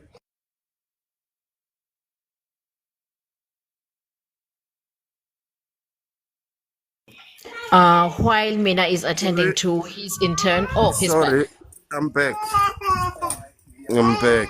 Yeah. So what I'm trying to say here is these dimensions, they are living, and they are there, and they always been there, and they are working hand in hand. So it doesn't start from below your mind. Nothing starts from below your mind. Everything is you commanding, you sending commands. But those commands, they can't be misdirected if you are lacking awareness. And that's not a problem. It's not an issue at all. The only thing is to spend enough time with you. Get to know yourself. And this is actually for the lower dimension. That is where we all started from. Spend enough time with yourself. Get to understand yourself. Get to start respecting yourself. feel and experience those kind of things, your self-love, self-respect, self-encouragement, self-boost, whatever you can call it, whatever you want outside there, it's found in you. It's not out there. Otherwise, we have two worlds in one world, of which not everyone has come to realize that. There is us naturally, and there is a system that is put in parallel with nature that is mirroring nature. So when we see that system, we assume, as we have been conditioned, that it is the natural system, but it's totally not. So if we start understanding ourselves, understanding ourselves, overstanding ourselves, then we get to know that, oh man, this thing does not matter to me. This love does not matter to me because I have the true love within me, not the made-up love that comes with conditions and terms and all these rules that are there being put by somebody else. Because this parallel experience I'm talking about, that is running in parallel with the natural system, it's another man's mind, it's other man's thoughts, it's other man's ideas that we bring to life. So if we find ourselves, we are able now to identify what is natural and what is not, what is real and what is not. The artificial life is the one that is taking you out of you, get you confused out there in the sky, in the world, under the water, everywhere, because it gives you the directions of how to look at things. But you have your own ways to look at things. Those ways, remember the words that says, the first cut is the deepest. Indeed, it is so. And every time, this is just a reminder, every time you want to make a decision, you know the right decision, but you are not aware. That is why you get confused which way to take sometimes. That is why sometimes you don't know whether to say yes or no, because you don't listen to you. And it's so nice to listen to you, because when I come to you and say, oh my dear, I'm out of cash, can you lend me 500? Immediately as I'm speaking, you have had the answer all this time. But you are going to want to think about it, because that's how we have been programmed and conditioned to think. Naturally, we do not have to think. We are processing naturally. So, beautiful people, it's been beautiful all this time, but it's also beautiful to know that this journey that we are on of awakening and being aware, it's a very long journey.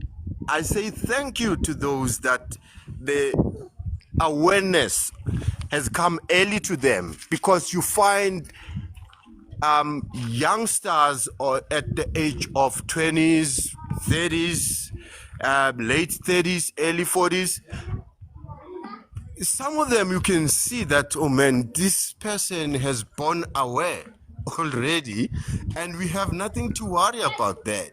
So the only thing to embrace is oneness, and to get to oneness, you've got to understand you, who you are, what's your mission, because the mission is also standing in our way, because we deny ourselves the opportunity to experience our own missions, and we go by what we are being told.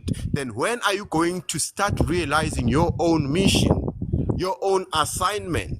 You know, you can be awoke.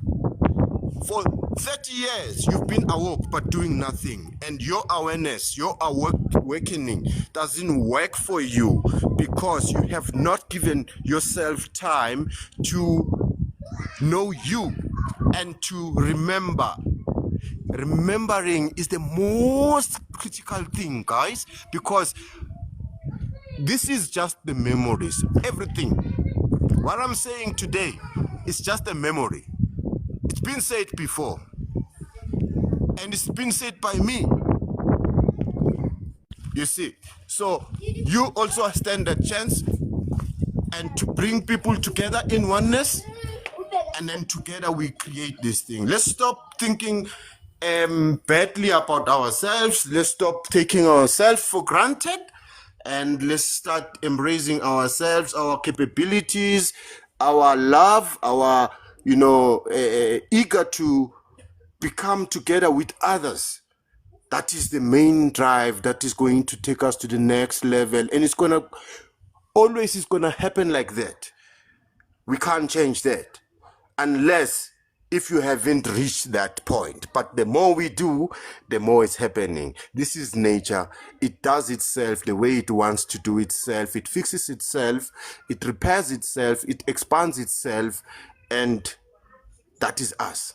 Thank you very much for this live, and it has been very, very much productive, and I'm sure that everyone around here has taken something into their minds and hearts. I thank you, my queen. Thank you, everybody. Ah, Your Majesty, our very own Morgan Freeman. Beautiful as always. Self acceptance, self love. Know thyself. Then you will awaken. And once you awaken, the frequency will just be aligned to you. Ah, that was amazing. That was amazing. Ah, Your Majesty. Loved that. Loved that. And guys, all 18 of you, if you just go up to my name, there is a heart up there. Just click it so that you can join the tribe. So that every time we are live, you are notified, and then we grow together. So I'm inviting everybody here to just tap on that heart next to my name, and then send that heart me so that you can be part of the beam community, the beam tribe, and we grow together. Smoking Loss, are you there? If you're still not there, we'll move on to Sadea. Sadea will send down her submissions and then summarize. Smoking Loss. Smoking Loss, are you there? Okay. I don't think he's there. Okay, Sadea. My own Sadea. Sadea, are you there? Thank you, my queen. Welcome. Yes, we're here. Sedela. It's an L, not a Y. Yeah, but it's hard I to. always pronounce it in Spanish. Sadela. Yes. No, Welcome, it's my not queen. it's actually a Caribbean name. It's Caribbean. It's hard to speak when a lot of people have just summarized the content so well. And I think you're supposed to be out of here in a bit, isn't it? Don't worry, we are yours. Take your time. It's fine. Yeah, because I don't want to senior what has already been put. I don't know, for me the concept of societal expectations has been well discussed. The ups, the downs, the pros, the cons, everything has been well discussed. But I think, yeah, we're different as people. We will never be the same. What others see as possible, others will see as very difficult to achieve. That's the reality of the life that we live. So it's very important to recognize the people who are ready to go, and also recognize the people who are not ready to go. That is very important, and that's a reality we have to accept. Not everyone will be ready when the season is right. That's why even in the planting season, you find some people, the fields are planted, some the fields are not planted. That's the reality of life. But I think one thing that we've lost as melanated people is our dignity. I don't even think it's about equality, because equality is something that was never part of nature even. I want to topic for another day. because nature strives for balance. So when the powers of this world, what you guys have been calling the elite, have struck that portion of our lives and there is imbalance, this is what happens: loss of dignity. And when someone takes your dignity, they will never give it back to you. Never. You can forget that. It is impossible for your oppressor or your subjugator to return to you what they have taken. Not voluntarily anyway. You have to negotiate for it or you have to take it by force. And each step has got a process to it.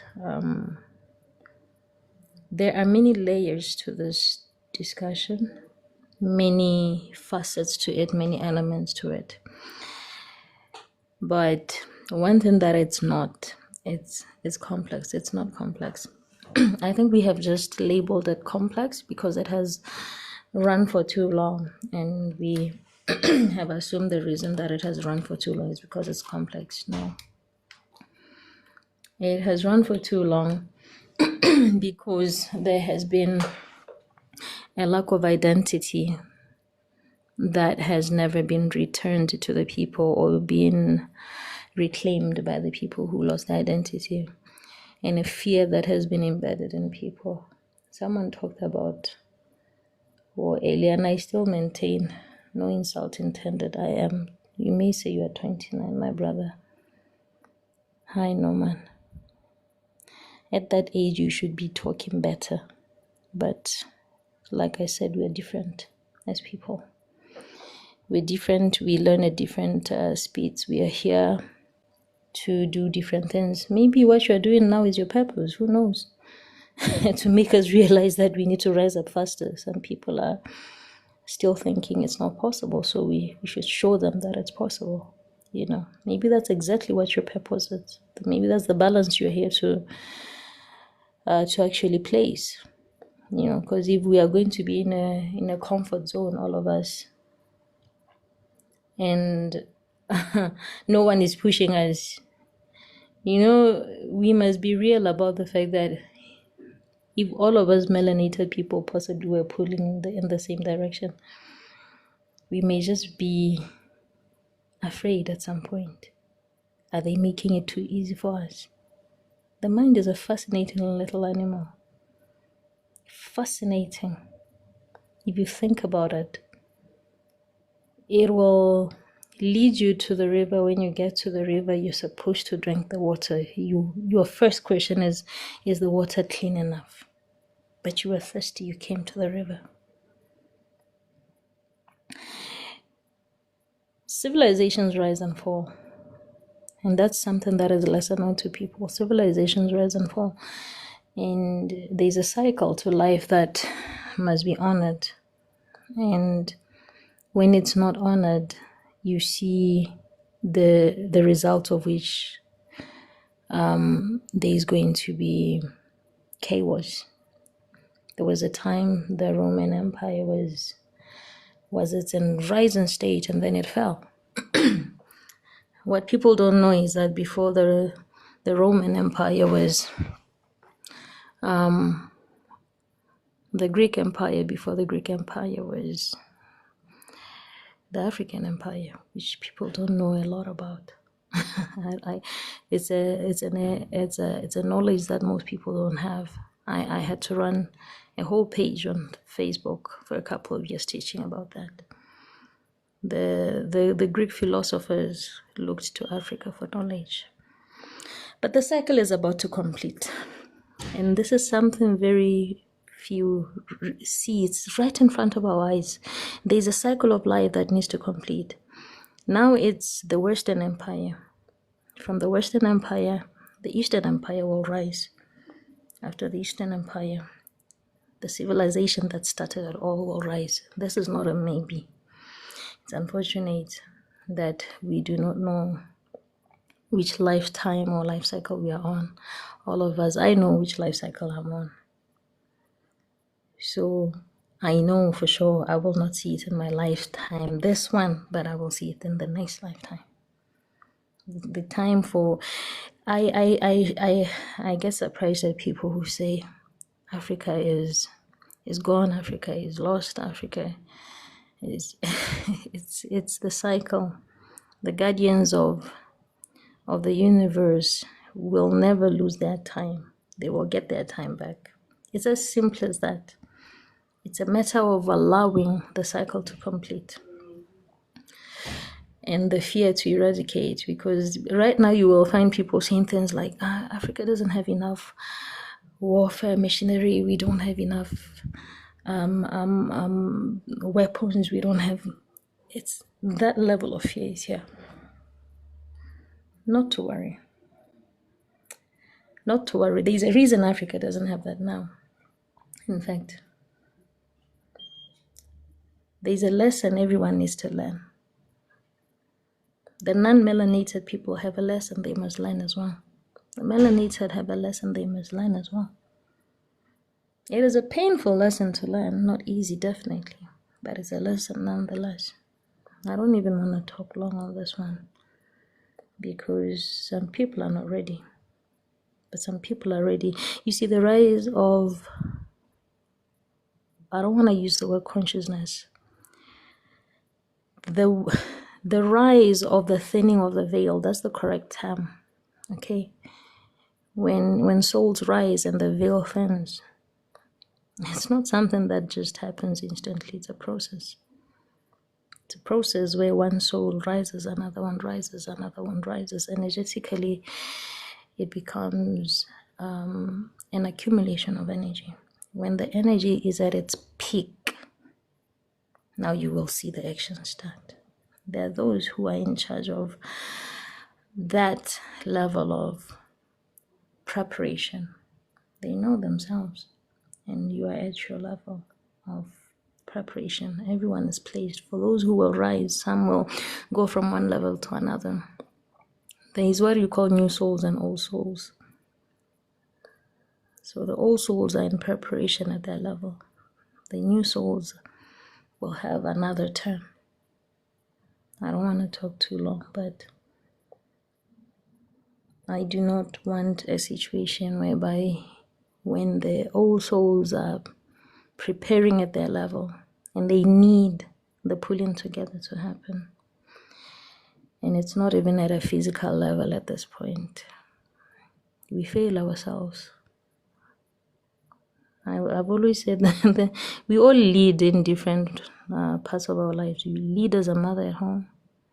You can lead in the workplace. If you're an entrepreneur, you lead. We all have places where we lead, one or another. If you're an older brother or an older sister, you're a leader. But I've always said the one true definition of a leader is when you are able to plant a tree, but you know you will never sit under its shade. You find a lot of people who say we can't are thinking of sitting under that shade. They are not ready for leadership at any level whatsoever. Yeah, let me just stop there. Thank you. I hope I didn't take too much of your time, host. Oh, my queen, it's worth it. It's worth it. It's always worth it. Shame, as usual. How I wish Kusibongene in the beginning so that we would have dissected what we've just presented. But then I hope next time, because it's possible that next time Mr. Best on the same topic. I don't know. We shall see what we will be channeling next week. Okay, Smoking Laws has left. Which means we've come to the end of our broadcast. Guys, my people, Sadea, thank you. I wonder what she said. I feel like you summarized the whole thing, added on cherries on top, and served the cake. Amen. Amen. As usual, my queen. Thank you, Shane, my guys. Thank you, everybody. Sadela. Oh, God, I always say Sadea. Gosh, I always pronounce it in Spanish, yet it's Caribbean. Guys, Minikwan, thank you for being there. Everybody, you guys, all of you, I truly appreciate you. I am him because you never know what you want if you don't hear what you don't want. So I am him. Thank you for providing that perspective of the devil's advocate. When I come get some, you are very late. You are very late. We are wrapping up the live right now. And also, everybody, please don't be afraid to go up next to my name. Click that heart, and then you will be able to get notifications for whenever we are live. And also, we become a tribe. We then grow together. So I'm giving you guys exactly 2 minutes to do so. At 17:10, I'm wrapping up everything. Thank you. Come get some. Come get some. Please don't forget to put that heart next to your name. As for, oh no. Please, everybody, have that label, the beam thing next to your name by clicking that heart next to my name. Sorry for the noise. I have so many interns in my house. They are making noise right now and they are being silly. Oh my God. One of them wants to jump off the bed. A lot. It's a lot. Yes, guys. So yes, thank you. Thank you. Come get everybody. Whoever is interested to be part of the tribe. Mina, thank you. Ausmaki, I truly appreciate you guys. Oh, I didn't see you. Yes, Adela. Welcome to the club. Guys, I truly appreciate it. Today we deconstructed, we constructed, we reconstructed. It was really, really amazing. Thank you guys for being there. I hope we all learned something and we're part of something. And also, if you want to be notified on the next live, I am live every Monday, 1 p.m. South African Standard Time. And this live is saved on YouTube.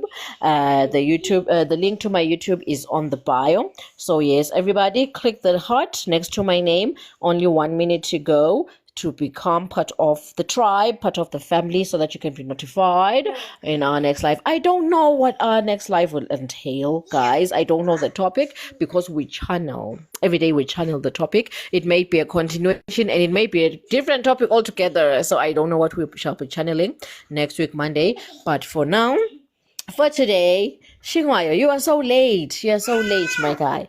Anyways, my people, thank you. Mwah, mwah, mwah, mwah. Bye. Have yourself a great day, an amazing week. Thank you, everybody. Bless your highnesses, your majesties. Love you all, guys. Bye.